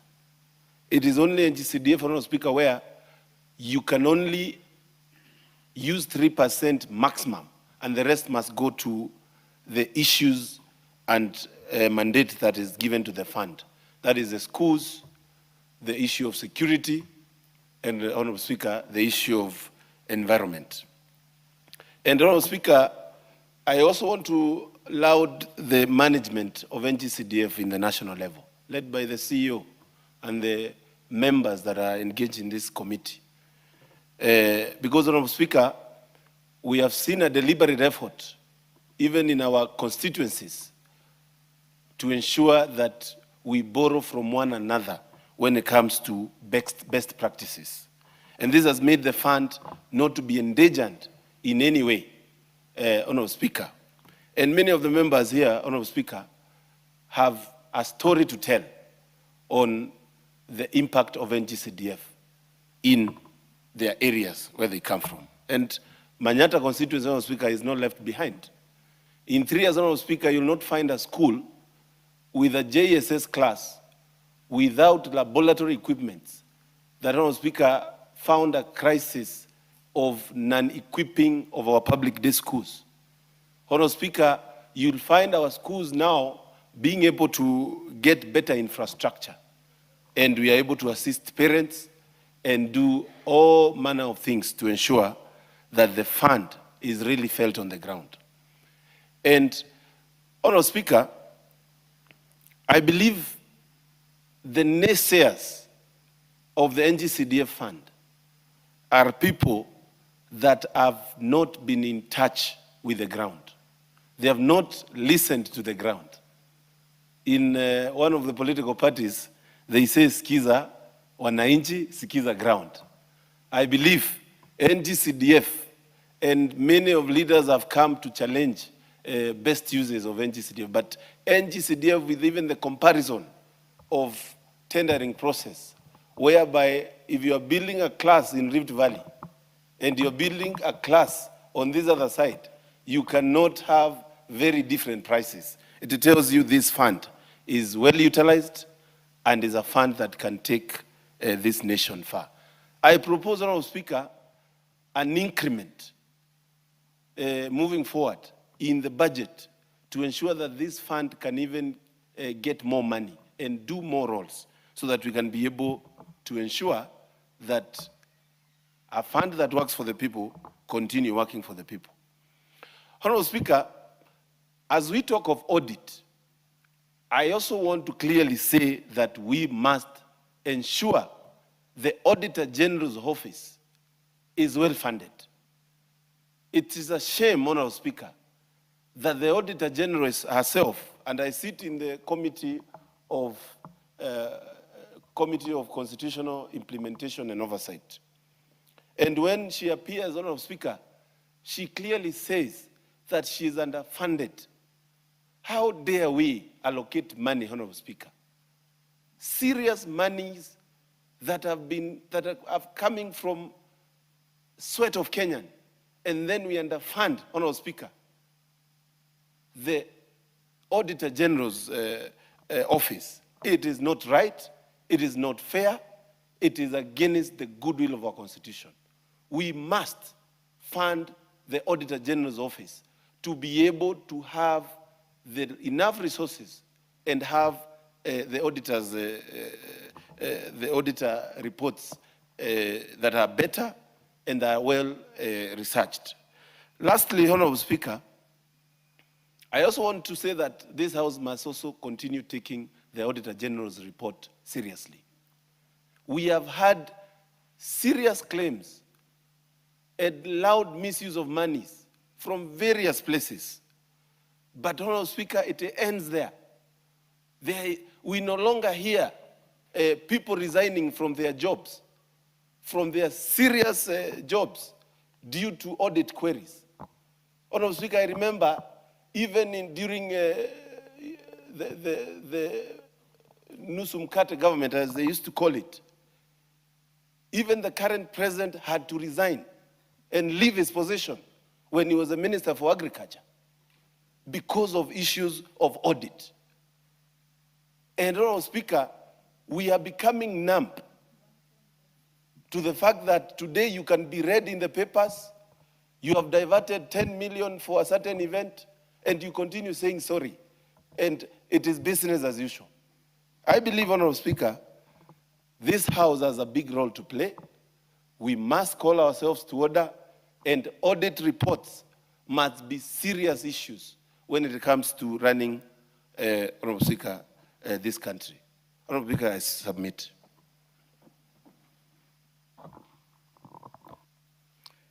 Thank you. Does the Honorable Jane Jerry Maina want to contribute to this?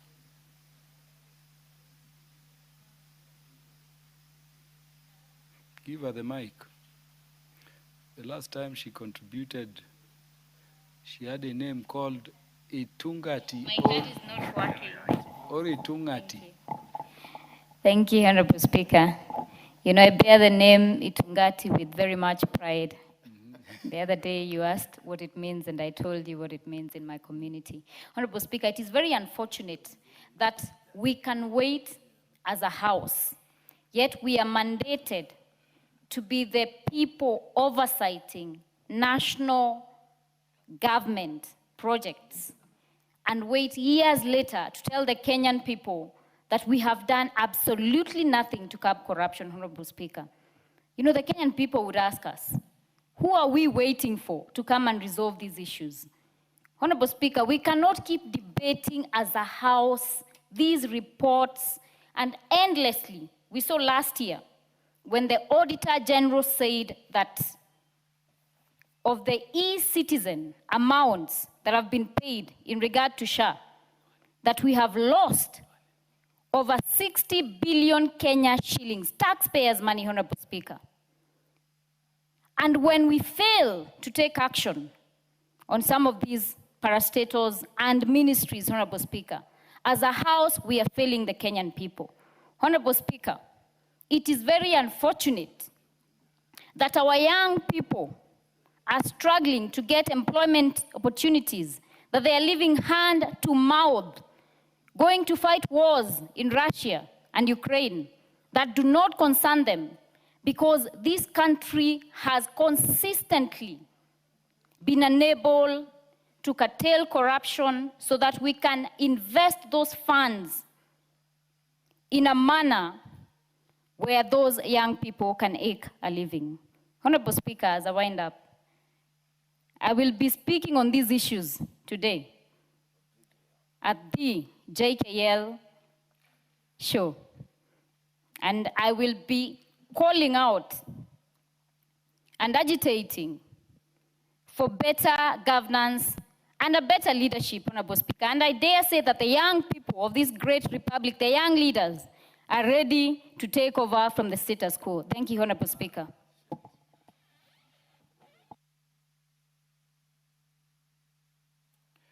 There being no more interest. Is that the Honorable Gimose? Yeah, give Honorable Gimose the mic.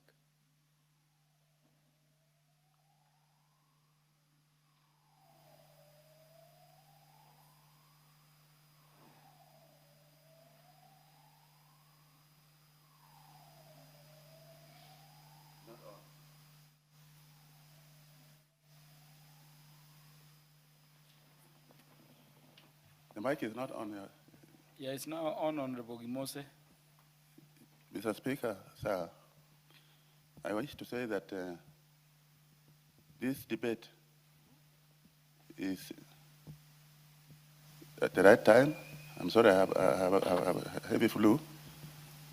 And the contribution of members on the CDF is apt.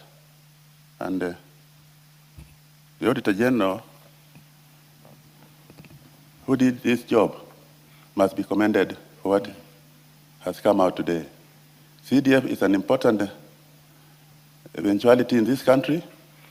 It has done a lot to the people of this country, and I can vouch for it in my constituency. CDF has done and continues to do a lot of good to the people. I wish to say that for the delay, echo the views of the other members, that the delay that has been caused in auditing this facility is erratic, incongruent, and wrong, and a waste of time, if indeed wrong for the people to wait for a report all this time when it is necessary for the continuity of the effectiveness of its validity. I wish to say thank you for this opportunity. Thank you, Honorable Gimose. The Honorable Eric Matiang'i. Thank you. Thank you, Honorable Speaker. And Honorable Speaker, allow me to thank the chair of this committee as I support this report. This is a committee that has done a fantastic job. And Honorable Speaker, important to note is that in their oversight functions as a committee, the committee ensured that monies that had been lost have been recovered. And this is a very good thing that public resources that were otherwise thought to have gotten lost were recovered. And Honorable Speaker, allow me to emphasize that public resources are not supposed to be monies that will be pocketed by a few people for their